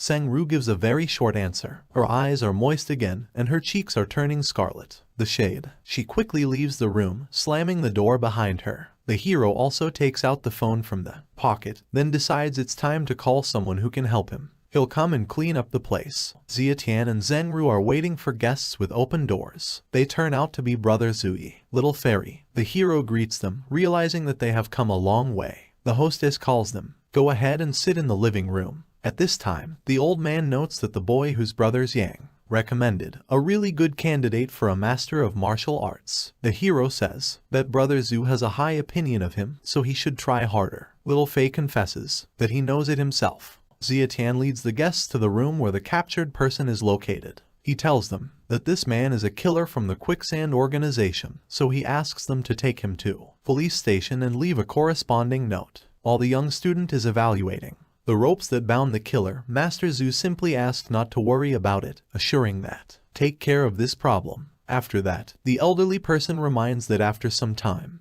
there will be competitions at Leolin Villa, which will determine whether he can take property or not. The hero asks you to entrust it to him. The guests leave the house, saying goodbye to the brunette. The same one opens the scroll that was ready to give away to the bald assailant for information about his father. He becomes interested in what will happen if collect all 8 scrolls together. At this time, the hostess of the house appears in the doorway. The hero asks how Tian Tian is feeling, and if she was afraid. The girl replies that the child is fast asleep and has not even woken up. She approaches the guy, admitting that she is glad that he is here today because she feels safe when he's around. Zhen Ru snuggles up to the young man, telling him that it was very hard for her to be alone all these years, and that only now does she feel like she has a home and someone to count on. Rely on it. The hero lifts her head by the chin, while she thanks him for all that she has done. He did. Zietian, on the other hand, covers her lips with his own in a neat but confident motion, forcing a kiss. The beauty doesn't break out or resist, supporting his actions. The next morning, they leave at the company building. Anyone who sees them will recognize Sang-Ru. However, they start to wonder who the guy next to her is. Some suggest that it is her personal security guard, based on the clothes. The hero smiles, mentally noting that after one night he has already broken through to the second. The level of heavenly awakening. He didn't expect it to have such an effect. The couple go up to the desired floor in the building, then enter the meeting room, where there is an empty seat in the second floor. At the head of the table, and 8 other people, 4 on each side, are clearly waiting for the girl to arrive. One of the rich men starts talking. He asks who it is behind Ms. Tseng, and then, without answering, after giving the girl a chance to respond, he emphasizes that it is unacceptable to bring a boy with a snow-white face at the company's shareholders' meeting. The beauty responds very harshly, saying that if he's a boy with a snow-white face, the other person won't even be able to reach him. His toes. This behavior is not liked by the man, but another one gets into the conversation. A man of about 50 years of age. He notes that they are conducting an internal investigation of company meeting. So who's going to be responsible if something happens when they enter? An outsider. Sang-Ru decides to make it clear that Zietian is her man, so it's highly likely that Zietian is the one who is being held by her. It's silly to ask about who will be responsible if something goes wrong. The old men explode, calling the beauty too shameless for her to speak so easily. All these things. The girl becomes serious. Her expression is one of pent-up anger and rage. Just for form's sake, she decides to ask if they faked the car accident, abduction and attempted murder. Of course, the old people deny everything, starting to demand evidence for unsubstantiated charges. Sang-Ru doesn't understand how they even dare deny your actions. She even suspects that she's not communicating with anyone at all. By men. After that, she throws the folder she brought with her on the table. She takes out a few sheets of paper, handing them out to everyone in the room so that they can read them. We were convinced of the truth of her words. The members of the joint stock company start reading the papers. The room falls silent. Sang-Ru also reports that this is the very evidence which they wanted to see. Those caught red-handed start muttering to themselves, rubbing your eyes and feeling as uncomfortable as possible. Old people are blown up from their seats. One shouts that all this is slander, and the other supports a friend, shouting that all this is a lie and falsifications. One of the bravest scoundrels declares that they want to remove the girl from the post, because she's no longer qualified to be the CEO of Tseng Group. The second one is the same, notices that she has to sell them her shares at a low price. Krasavitsa notes that in the end, their ultimate goal was revealed, to displace her, so she encourages them to speak out the opinion of other shareholders on this issue, because it is going to use evidence to put them in jail and then split their shares with the rest of us talented specialists. The members of the joint stock company begin to exchange glances between each other. By yourself, without rushing to express your opinion. Zietian smiles, realizing that Sang-Ru has chosen a very good strategy, because this is the decision more profitable for everyone. At this point, one of the accused states that all this is the work of this person. Boys. He points his finger at the hero, claiming that this boy with a snow white. He's trying to slander them to spite the Zheng family. The girl stands up for the guy, noticing that it was none of his business. The hero begins to slowly approach the one who so likes to talk in vain. Zietian releases her sinister aura and looks directly into the eyes of the frightened rich man. Asks Wu Zhangru if it's true that if they get rid of these 5 old men, they won't be able to do it again. There will be no problems. The girl encourages the guy to calm down and not be impulsive, because 2 more days before these old men are finished.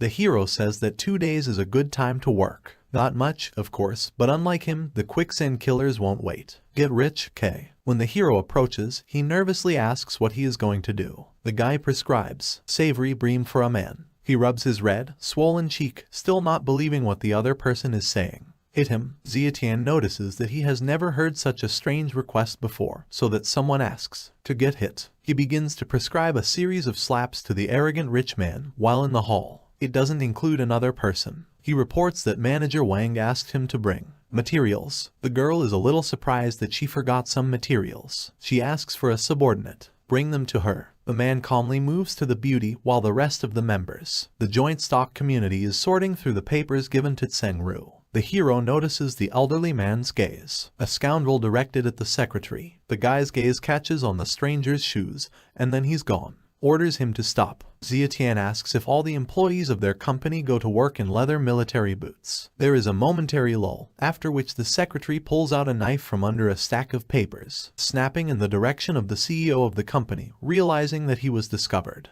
The guy curses under his breath, breaking into an intercept. The knife is already moving towards the girl's torso, aimed at the heart. The hero manages to strike with the back of his hand, knocking out cold steel from the hands of a killer. This affects the latter, but he quickly comes to his senses, and with a few jumps, he breaks the distance. The opposite side admits that the hero is quite fast, however, pulling out a gun and pointing his muzzle at the guy covering the girl with his body, the killer asks if he is faster. Bullets. After that, Zietian unclenches his fist, asking if these are the bullets in question. And really he has a handful of bullets in his hand. This confuses the killer, who is clearly not ready for something like that. The hero throws bullets to the floor, taking off in the direction of the enemy. He uses Immortals, steps of wandering clouds to boost your speed, then get ready to use sharp fingers to quickly disable your opponent. Zietian turns out to be one of those old men who just a couple of minutes ago were yelling about what everyone was doing. Evidence is falsification. He doesn't kill it by taking a step back. The killer falls on land. It is not known whether he died or simply lost consciousness. The hero also specifies whether he needs to say who hired this killer. Stretching his neck and releasing all his aura, the guy declares that he was giving them one last chance to save their lives. He wants them to give up their shares, and then they gave up. Frightened members of the joint stock company agree to these terms. The next moment, a servant of the law enters the meeting room, asking who called the police. One of the old men admits that it was he who called the police because the man had a gun. After hearing this, the police officer decides to find out who is responsible for this. Seng-Ru. She comes forward, saying that she is the one who is responsible. The servant of the law claims that she will go with him because he needs to take a statement from her. The guy still decides to find out how about this killer, or the cop doesn't care. Last, he replies that he called his colleagues, so they'll be here soon with reinforcements, and all they have to do is wait here to investigate. The hero assumes that this is the procedure. Genru moves along with the young man, noting that this is the back entrance to the office. He also says that his car is parked there, so she should follow him. Genru doesn't say anything to that. At this time, Zietian tied up all the criminals with a rope too. They didn't even think about running away. The doors to the assembly hall open, and a beautiful girl in a police uniform orders no one to move. The pupils of the hero and the girl narrow, because it happens again, a diabolical coincidence. This girl turns out to be Bingbing. Past, he says that she, as a police officer, should have come. The hero decides to find out, so there is the very reinforcement that her colleague mentioned. Bingbing doesn't understand what they are talking about or what kind of reinforcements they are, since they are the first to arrive. Zietian nervously asks who that guy is back then. At this time, the police officer asks for Tsen. Try to get into the van of a police car. The girl does not want to get into the van, because this car is intended for criminals, so she stresses that she is going to cooperate with the investigation, so she cannot travel to such a car. Then the man repeats his demands more insistently. The CEO steps back, starting to get suspicious and asking who the hell he is. Take this one. At this time, the hero rushes through the corridors, reporting that policeman was. It's not real. Bingbing follows him, still not quite sure what he's talking about. Before, the hero is a picture where a police officer tries to drag Seng-Ru into a van, and the last one resists. The guy takes off from his seat at top speed, because with the help of his vision, he sees that this is a real ambush. The sniper fires a shot, but Zietian manages to pull it out. A friend from being shot. The bullet hits the fake cop's arm. Bingbing calls for run for cover because she also noticed the sniper's actions. Zietian reports that the trajectory trace has disappeared, which means that the sniper is gone. Bingbing doesn't understand. Oh, what trajectory does the guy say?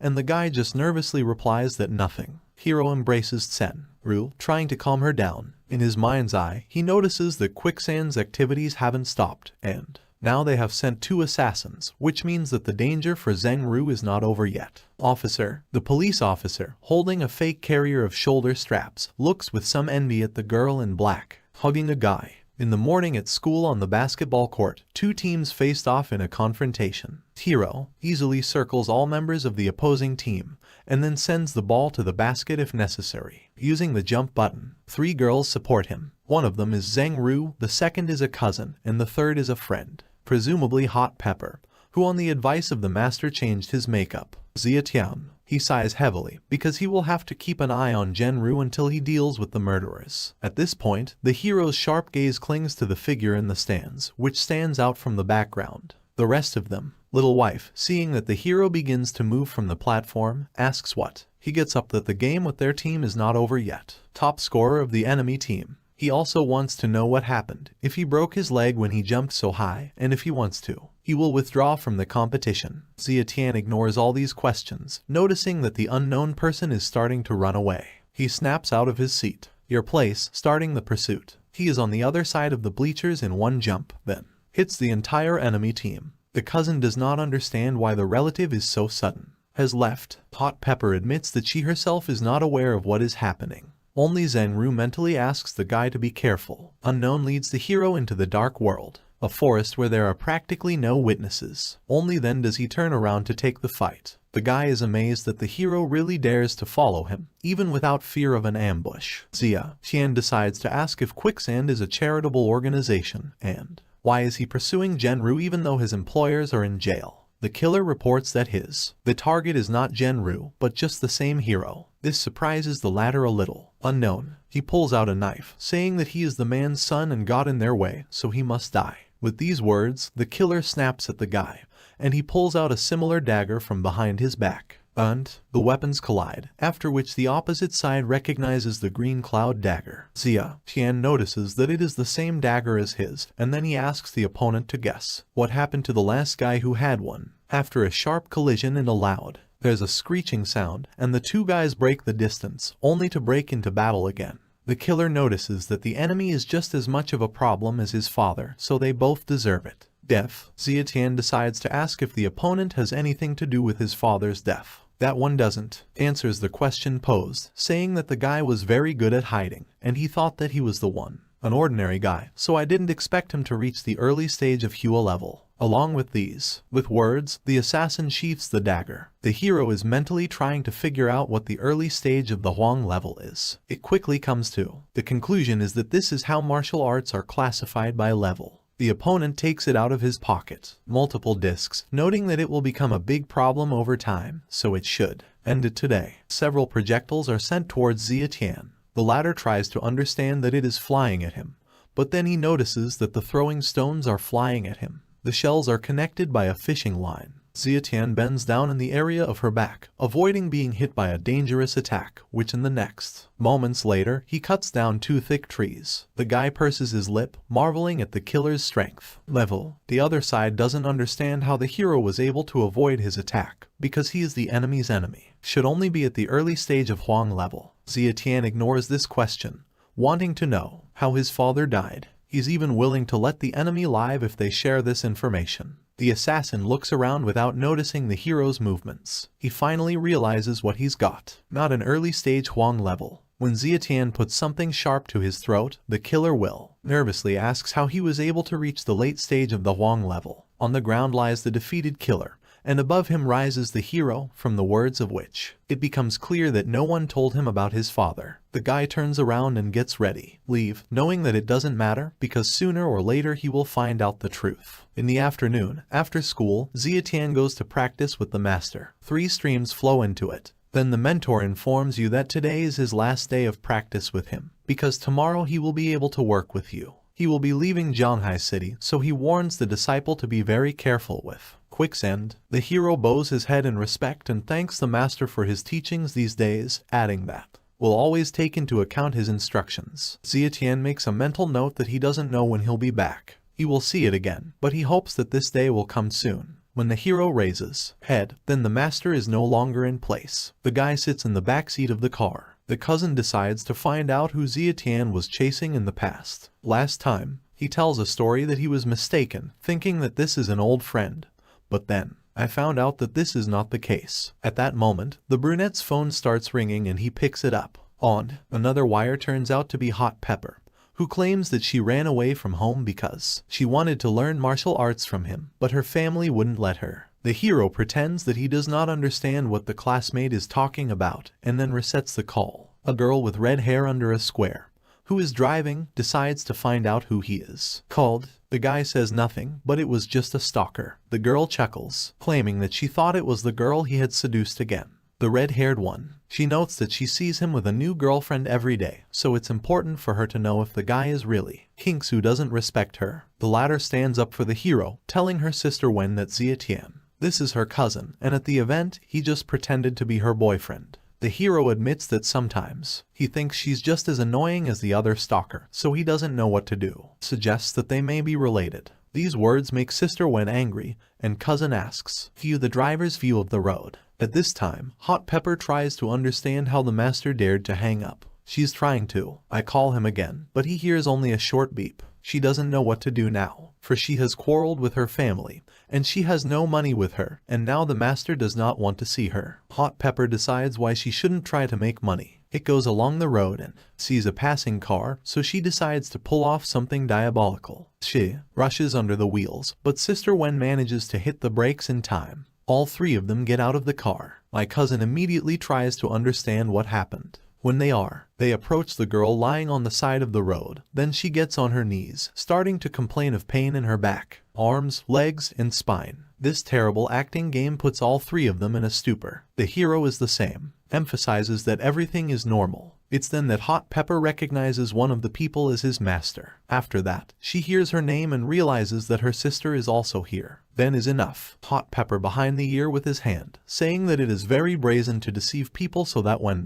they got home, she would teach her how to behave. Huo Lejiao asks to stop, saying that she's in pain. Zietian can't believe he's hit the nail on the head. My cousin marvels at the way she looks. Her friend has a family. The car drives away and the two sisters leave the hero and his cousin. The hero notices that it's over and Sister Ho has left to do household chores, after which the guy clarifies that she's going to do it when she asks him out. Kingsu claims to be Sister Wen, offered to have dinner because two girls want to see him after watching it. A basketball game. Zietian wants to find out who they are, but a voice is heard from behind, saying, greets them. A couple of beauties are approaching their relatives. One is dressed in black clothes. The first one emphasizes her refined figure, while the second one is wearing loose clothes, tied up, belt around the waist. The second representative of the fair sex notes what they saw, that he got out of the car and decided to approach him. This girl is clinging to the hero's arm, claiming that he was a basketball god and she was a fan. Zietian is a little surprised that he now has fans, while the hero is trying recover from an unexpected revelation. The second girl asks what happened to Miss Ho. They had just taken to the streets, so they didn't have time to figure out what had happened. My cousin replies that Sister Wen just left. At this time, the fan tells that she heard that he can guess what kind of underwear people are wearing. She asks him to guess her underwear. The guy smiles, noting that she asked for it herself. It uses its own unique name, Vision, and can't believe his eyes. Cousin asks what Zietian is doing. The hero is the same, mentally notes that he can't see through their clothes. It assumes that this is some kind of a disguise that it encounters for the first time, so it clarifies if they are masked. Kingsu grabs the guy's shoulder, saying that it's not polite to tell the girl what she was doing. Plastic surgery. The hero explains that he did not mean plastic surgery, but that they wear camouflage clothing. The fan admits that this is so, justifying his disguise by the fact that she is ugly, and she does not have a very good figure, so she had to put on such disguise clothes. Then she notes that the older brother is an idol, and she offers him to be her boyfriend. Her friend asks her to stop it. Same guy. Realizing that everything is not as simple as she says, she tries to bring the secretive girl to the surface. Water, clarifying why he should be her boyfriend if she wasn't pretty. Zietian pulls her cousin towards her, saying that the girl should have a figure at her level. The interlocutor does not understand who told him that she has a bad body. She's even ready to take off her own clothes and show it to him. The guy agrees, offering to take off his clothes right away. Linger is coming. She goes to the brunette, puts her hands on his torso and says that there are too many people here, so she takes a picture in somewhere else. At this moment, Kingsu grabs the relative's wrist and starts pulling him along in the other direction. Zietian doesn't understand why they're leaving.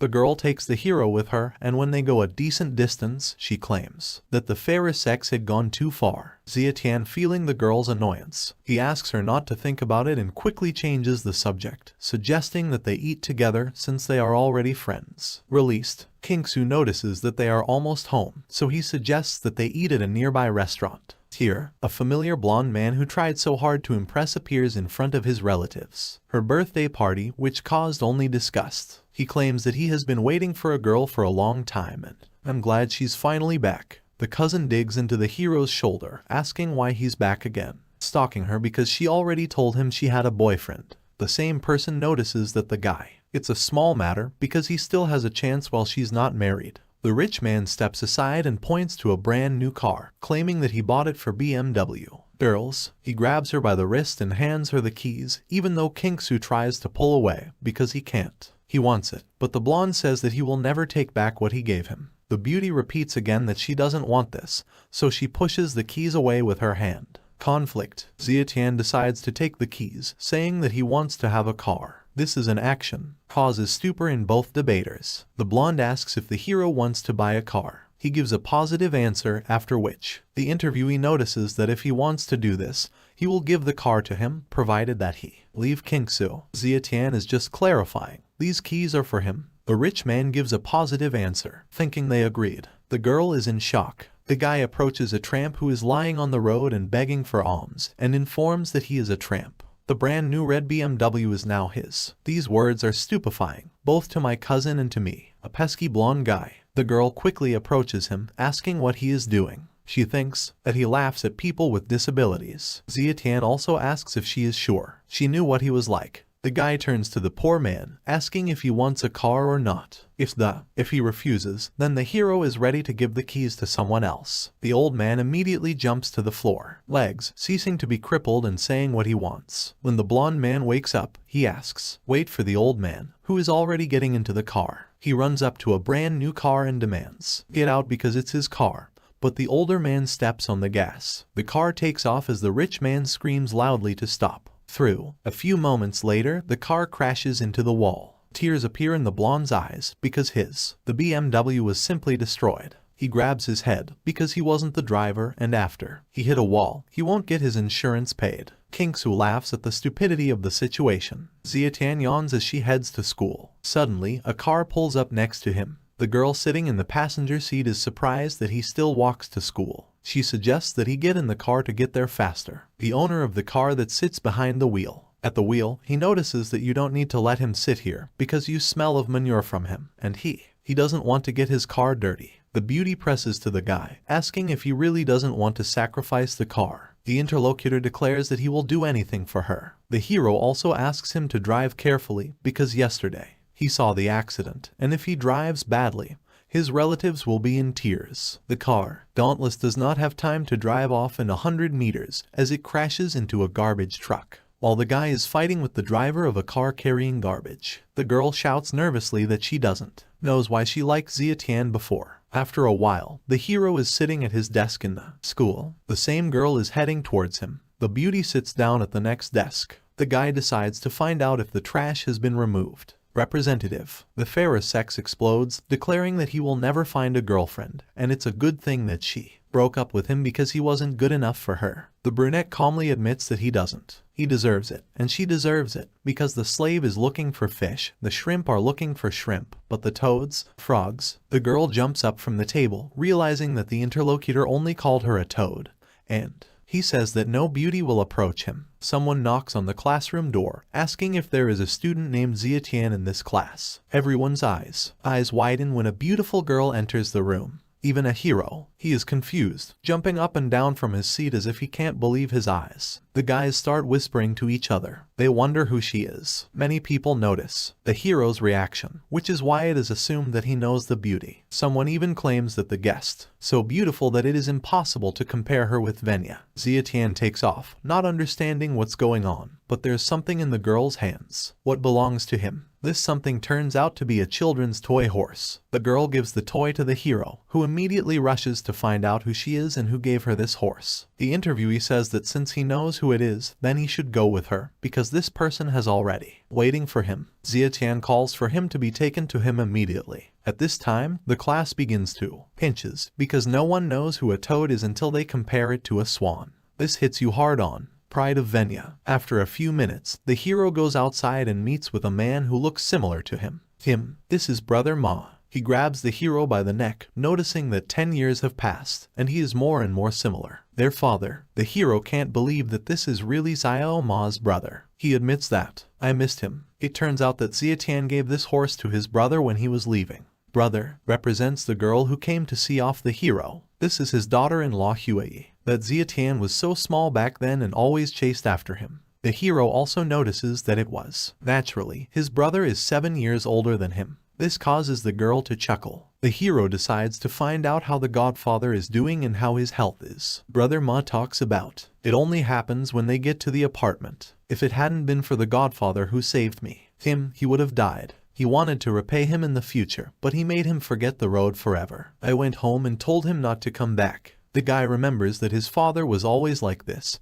so he never had any friends who could visit him. Brother Ma offers the hero to move in with him because he has more. No one is home, so he wants to take care of a relative. Zietian asks her brother not to worry because he now has a place to live. Xiao Ma clearly wanted to find out more about this nuance, but they start calling him. He is forced to pick up the phone, and in the course of the conversation it turns out that he had to drive somewhere right away. It turns out that Xiangtu's father suffers from gout and can't go outside right now, so Brother Ma has to run errands for him. He offers the hero to go with him because he is still so. There's a lot to tell him. Zietian agrees, after which they get in the car and drive out. While in the car, the hero immediately asks who Xiangtu is and why the brother should run his errands. Xiao Ma explains that he deals in construction materials and that this person has a lot of connections with people from above, so he is considered his patron.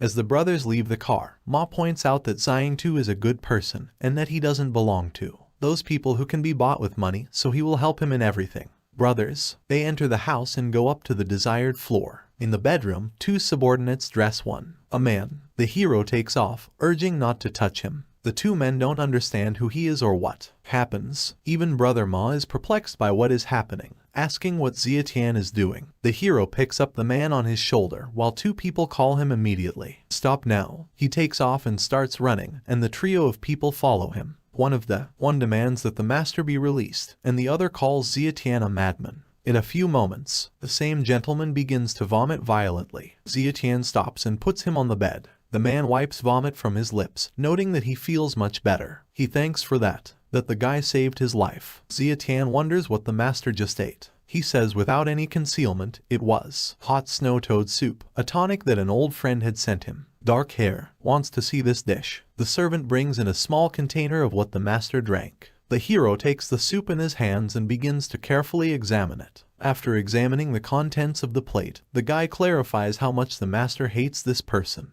The latter explains that he does not hate him at all because they have known each other for a long time, and the soup brought him. Son. Zietian explains that the snow toad is naturally cold, and these herbs can bring out cold snow toad poison, so even a healthy person will not live long after taking it. More than 3 months. These words amaze the man, because he understands that the guy really saved his life. The hero also asks him not to worry, because he will not stay away, but he needs a set of silver needles. At this moment, one of the servants nervously asks if the guy has a medical license or not. Does he have a license to practice medicine?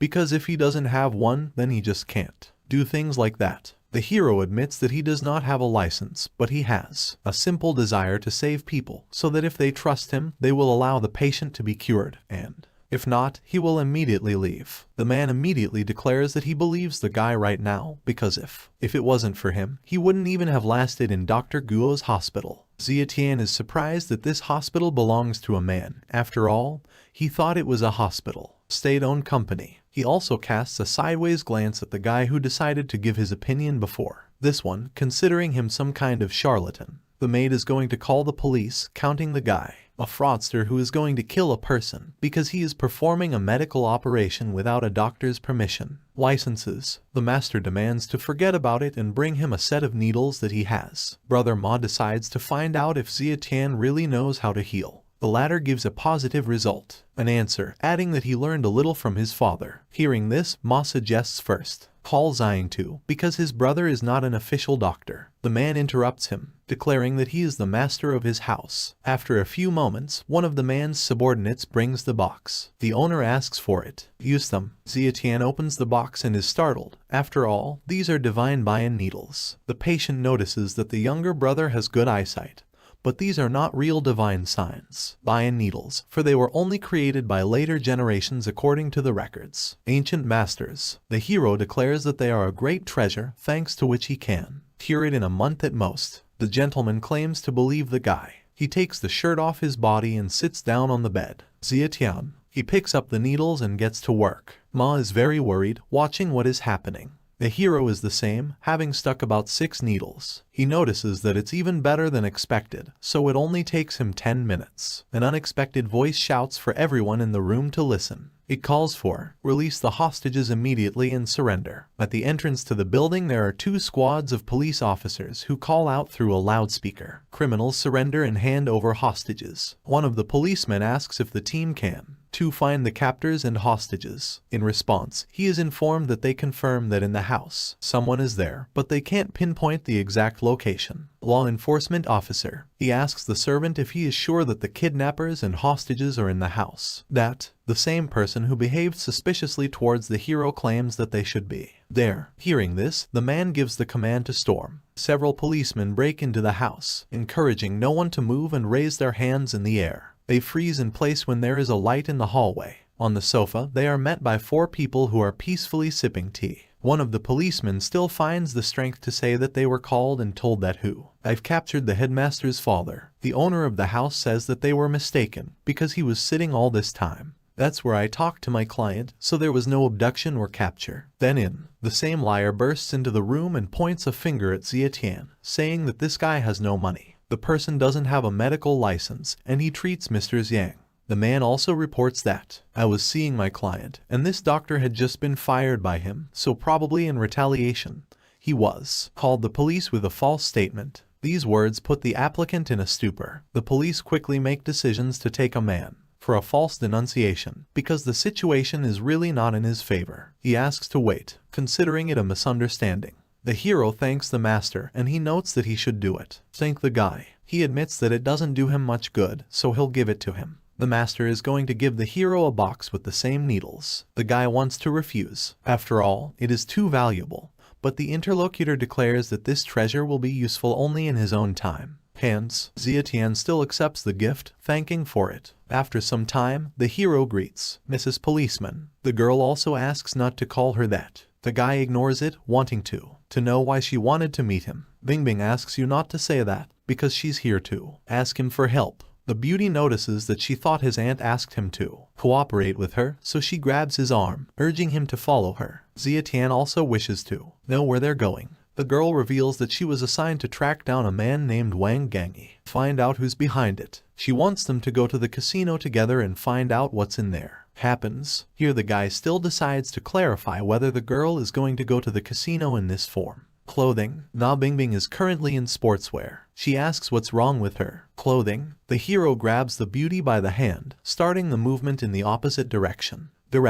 She nervously asks where he is taking her. It turns out that the guy took her to the store and put on her short shorts and a t-shirt. Bingbing doesn't. She believes that this is how she should dress. Xia Tian also notes that the more it tightens a t-shirt, the more it seems that she is not wearing shorts. This makes the beauty blush and she calls him to shut up. Partners go to the casino, at the entrance to which is on duty a few guys. One of the trio asks who it is. The hero replies that he is a friend of Old Man Zhu. The other one specifies, why did he need it? Xia Tian wraps his arms around the girl's waist, claiming that she is his wife.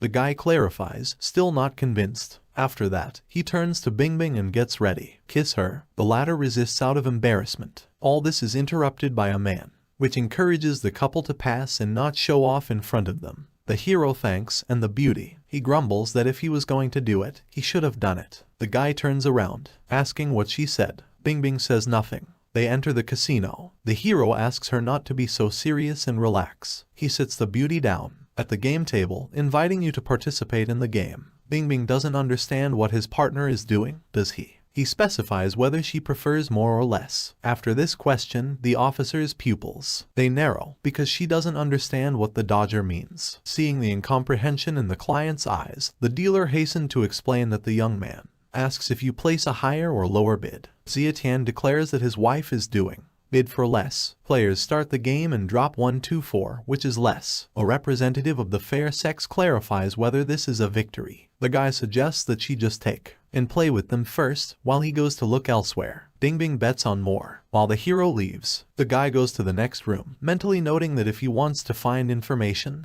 then it's better find some unhappy person. He spots a guy standing at the bar who's looking at him, getting drunk. He sits down next to him and asks if he needs money. Interlocutor notifies that they can't afford to take out a loan. Then Zietian says that it is not a loan, because if he can provide him with the necessary information, then he will give him money. Just like that, the interlocutor is interested in what information the hero needs. After a while, Zietian returns to her partner. He asks how the game went. When they leave the casino, the girl says that she lost all the money that he handed over. The guy just replies that this is a good job, after which he reports that he has achieved progress on your part. The beauty can't wait to hear the details. Zietian sets a condition, saying that for a kiss will tell everything. However, noticing the change in the face of the interlocutor, he hurries to say that this is just a joke. The guy gets down to business, telling her that the guy she's looking for is the guy she's looking for. She, Wang Gang, goes to KTV Fire Day every Sunday, so he'll go with her when he gets there. Bingbing thanks him for his help, and after that, she notes that it's not a problem for her to kiss him. However, the interlocutor is already calling his cousin, starting a dialogue with a relative. It makes me angry. A beauty who kicks him off his feet because he decided to ignore her at such an important moment. Zietian looks around, not understanding what's wrong with this fairer sex. The day of the university entrance exam arrives. The hero goes outside, yawning and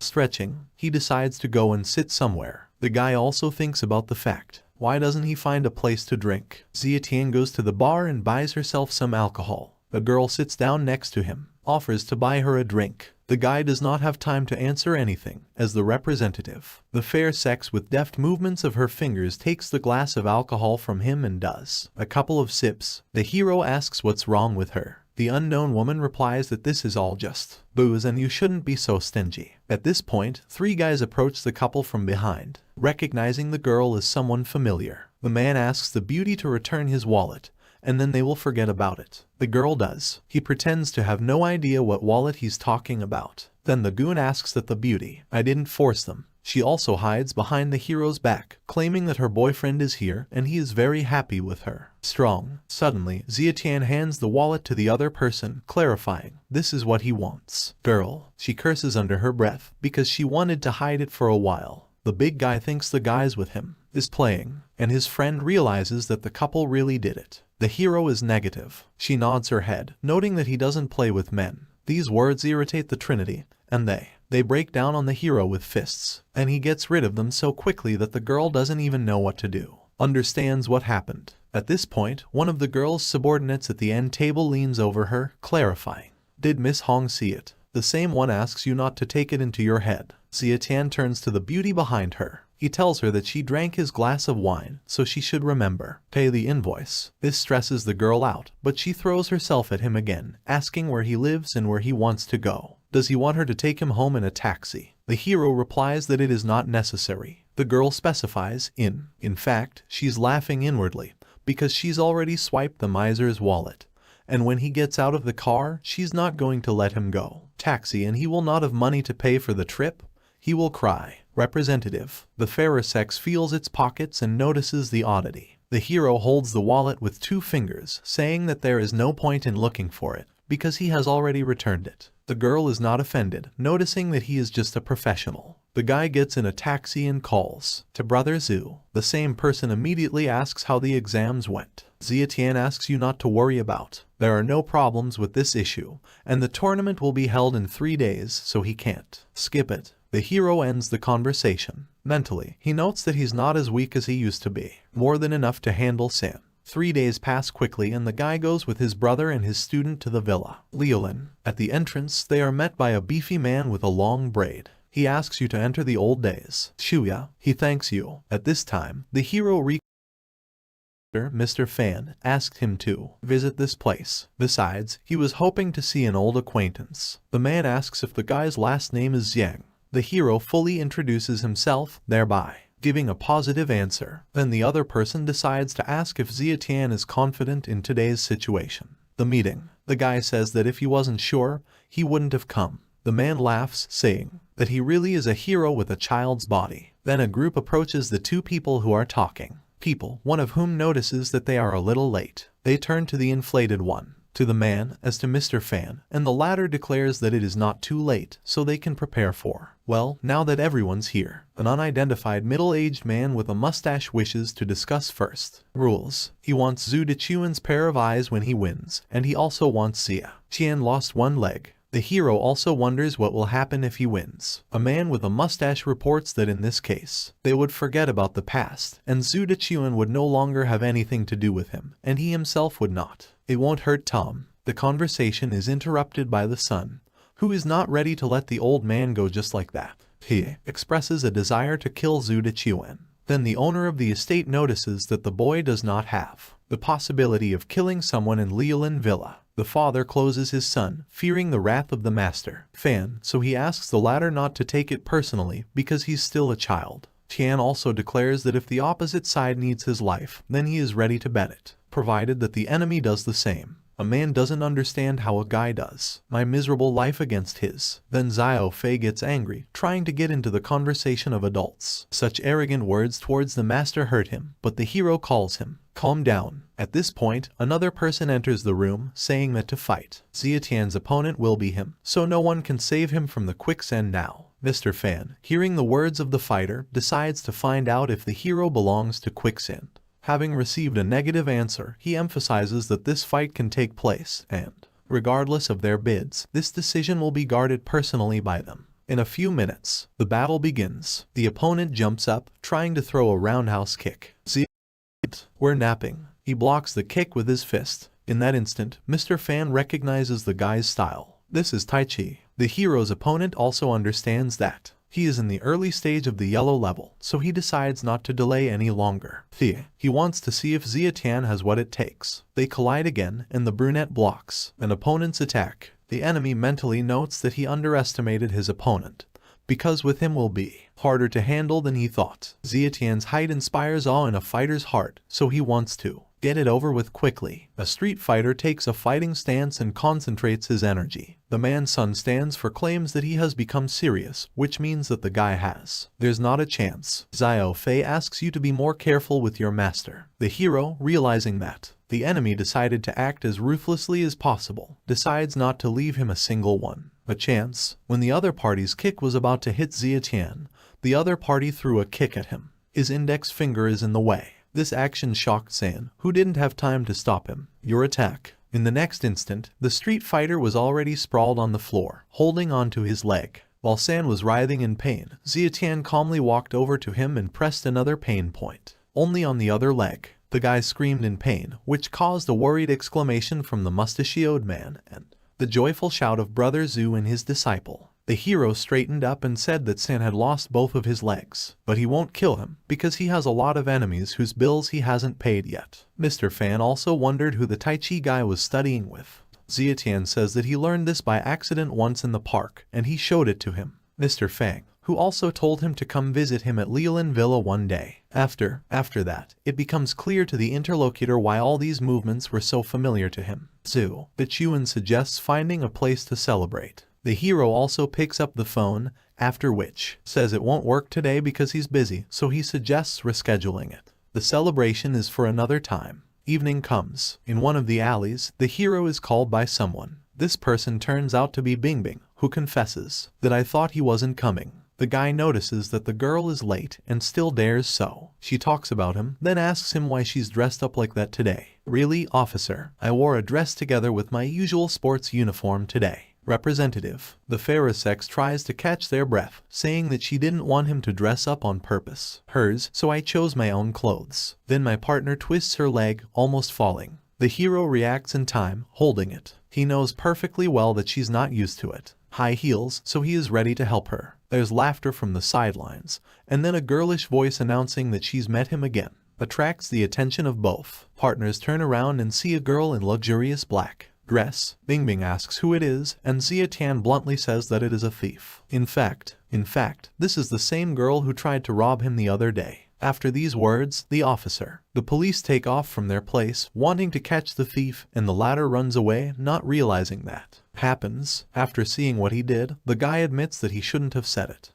He goes to the door, where both beauties ran in, and realizes that he seems to have triggered an instinct. Catching in a mousetrap, Bingbing calls for the thief to be returned to her. In front of the same girl is another girl who asks to give her time to sort out the situation. Xia Tian is on time. He puts his hand on her back and he asks her not to arrest the girl because he said that she is a thief and not that she is stealing now. Then the police officer realizes that the beauty is not an active criminal. Hero. The same calls on the partner to give a chance to atone for those who once already committed a crime. Crimes. The girl comes forward and begins to assent to the guy, saying that she was chasing after him, even though she didn't steal anything. A representative of the fair sex that harnessed for a thief notes that since it was just a misunderstanding, maybe you should sit down and have a drink. Bingbing claims she can't drink because she's still on a mission. Xia Tian puts down her own. She puts her hands on her partner's shoulders and forces her to sit on the couch, asking her if her legs hurt from the pain. A long run in heels. The four of them sit down at the same table, and the police officer realizes that her legs really hurt. Then, apparently, the owner of the establishment asks a subordinate to bring a band-aid that has already been used. After a couple of minutes, it turns out to be in the hands of the hero's partner. Wine is poured into glasses. As agreed, no one pours Bingbing.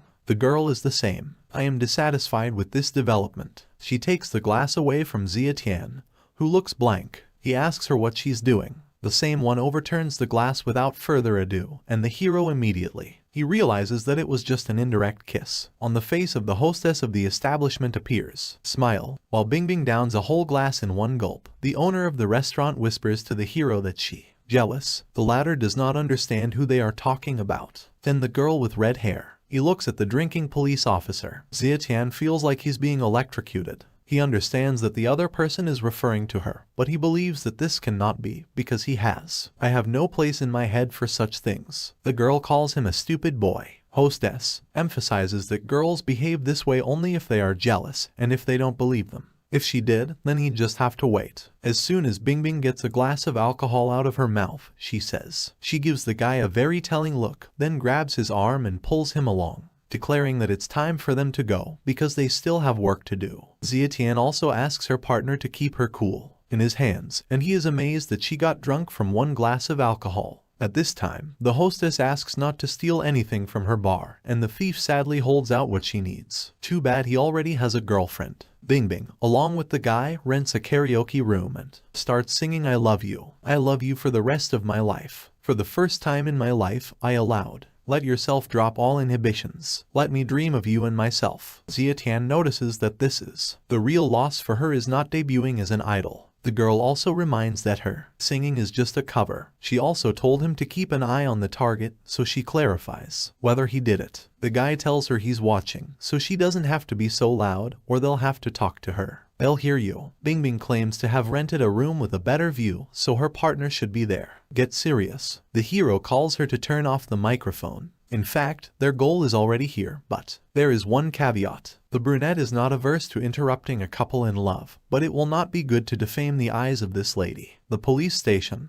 Then the guy jumps up from his seat, noting that it's time for them to go. This is surprising the girl, because she doesn't understand what happened, and the song isn't over yet. Xia Tian explains that the target has just entered a meeting. Partners carefully observes the table of aristocrats. Bingbing says she can't believe her partner didn't tell her that Huo Yazi was already here. Hero, however, he believes that now is a good time to find out about this, because there is a chance that the goal will have. There is a serious matter. Upon hearing this, the police officer suggests that we go there and listen to what they are saying. Guy, but he stops the beauty, saying that there is no need for this because he can get out of here. understand what they're talking about. Bingbing wonders if his partner can read lips. The hero is not. He answers the question by saying that the other guy is a foreigner, and in 3 days to Zhonghai City, a relic will arrive. However, they haven't said what it is, but they are clearly going to do something with it.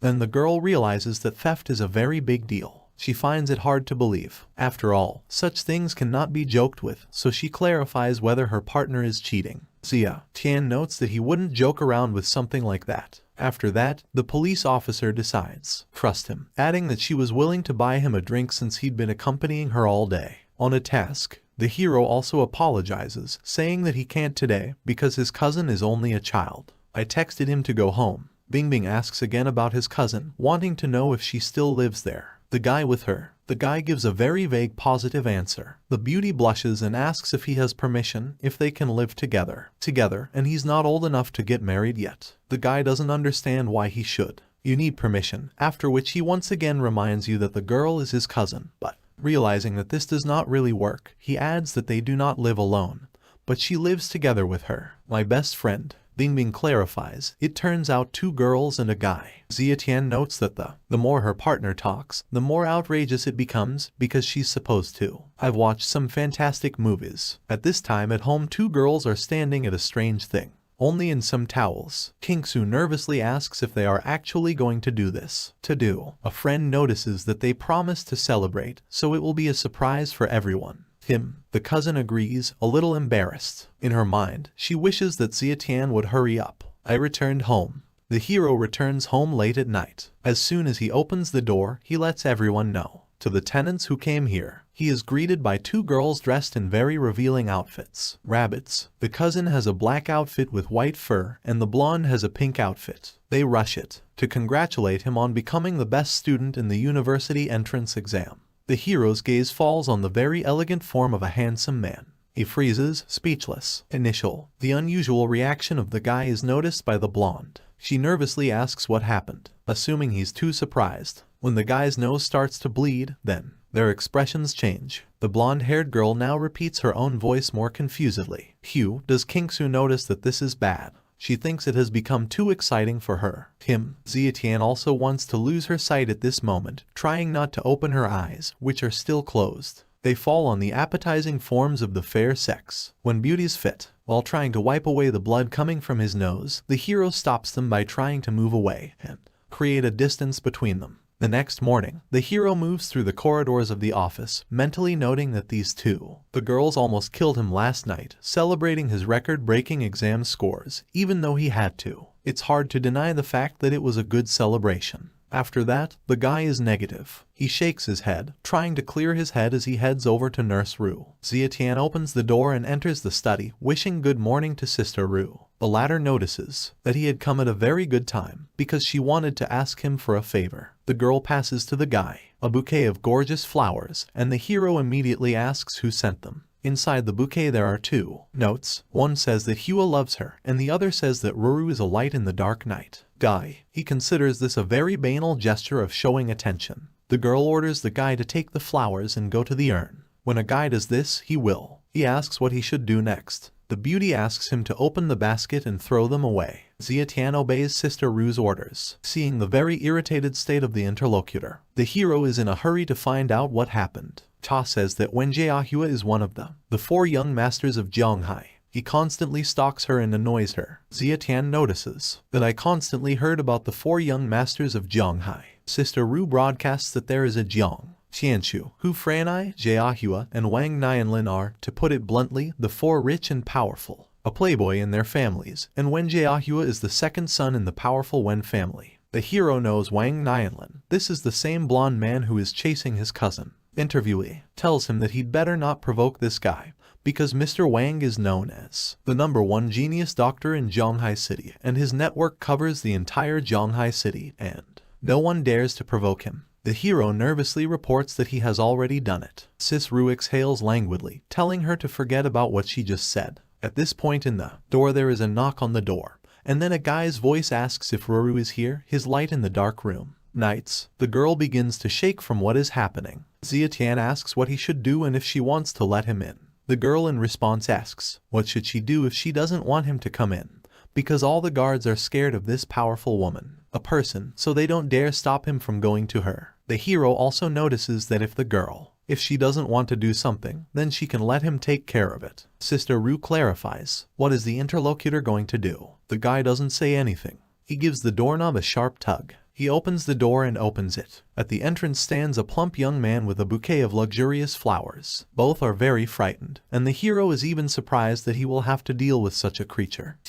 He gets angry, asking what the man is talking about and who he called the creature. Zietian is perplexed. He asks if he's not a monster, and the rich man tells him to stop joking with him like that. Hua notices the girl behind the hero and asks why Ruruzio doesn't answer his calls. The same. She is very shy, reminding me that she asked me not to call her that. The guy asks the girl not to be angry, saying that he bought flowers for her again. Interrupts the conversation. Zietian asked if the other person was deaf, because the girl had clearly said that she didn't want to hear the other person's voice. That was her name. Hua does not understand who the guy thinks he is, since he is interfering in the wrong business. So he calls on him to leave in a good way. Sister Ru claims that it is Zietian who is the one who is being treated. He's now the special director of the Tseng group, so that's up to him. The hero notes that it's the rich man who should leave, because if it wasn't for Sister Ru, he would have kicked him out. The fat man laughs at this, urging them to try to kick him out. In the next instant, Hua storms out of the office. The receptionist, standing by the door, covers the door. Roth held back his shock. Zietian goes out to the rich man, saying that he has never heard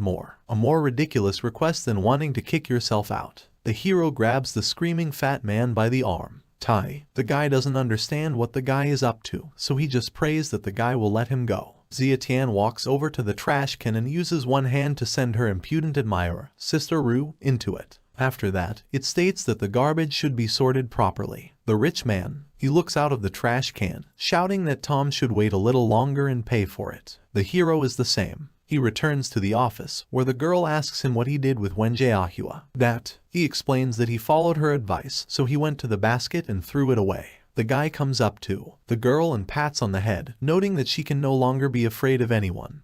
But with them, nothing. It won't happen. Sister Ru is very shy about it, and Zietian remembers that he wanted to introduce her with her older brother. A representative of the fair sex is surprised that the guy has. I have a brother. The hero also explains that he is not his own brother, but he treats him as his own, so he wants to introduce him to her. Ru also notices that he is also not averse to introducing the interlocutor to his own family. Inwardly, the beauty shudders, realizing that she has no future with him, but I've already come to think of him as my family. At this time in the hospital, Hua calls Symbio and asks a request for help. He clarifies, didn't the Tseng group come out with new snow lotus water after? What encourages the interlocutor to go and help him make a rustle there. Rich guy drops the phone, noticing that since Zhang Ru wasn't looking in his direction, then she shouldn't blame him for it. Ruthlessness.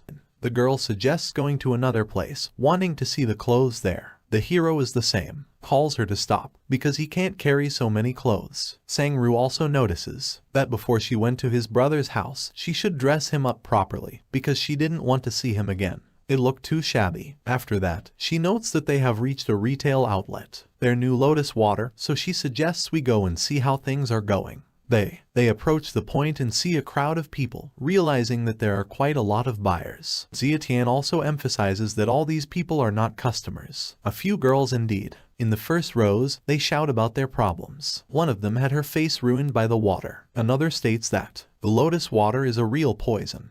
And the third one demands that they be compensated for the damage. Medical expenses. The saleswoman nervously asks the ladies to calm down, and the same demands payment for inconveniences. Zhang-Ru opens his mouth in shock, not understanding how this is possible. To the next. A moment later, the girl's phone rings. She picks up the phone, and the subordinate tells her that they are waiting for her. Things are really bad. Zietian has someone broadcasting live from their point of view, saying that there are problems with the quality of their products, and many victims have problems. The girl immediately clarifies how this could have happened, because she also uses lotus water and why she has so many people have side effects. Here the hero asks his sister not to worry and just call the police, noting that he can take care of the rest. With that, the brunette puts shopping bags on the floor next to the other person. Zhang-Ru doesn't understand why to call the police, because if it's a quality problem, then it will be spread. The hero once again asks her not to worry,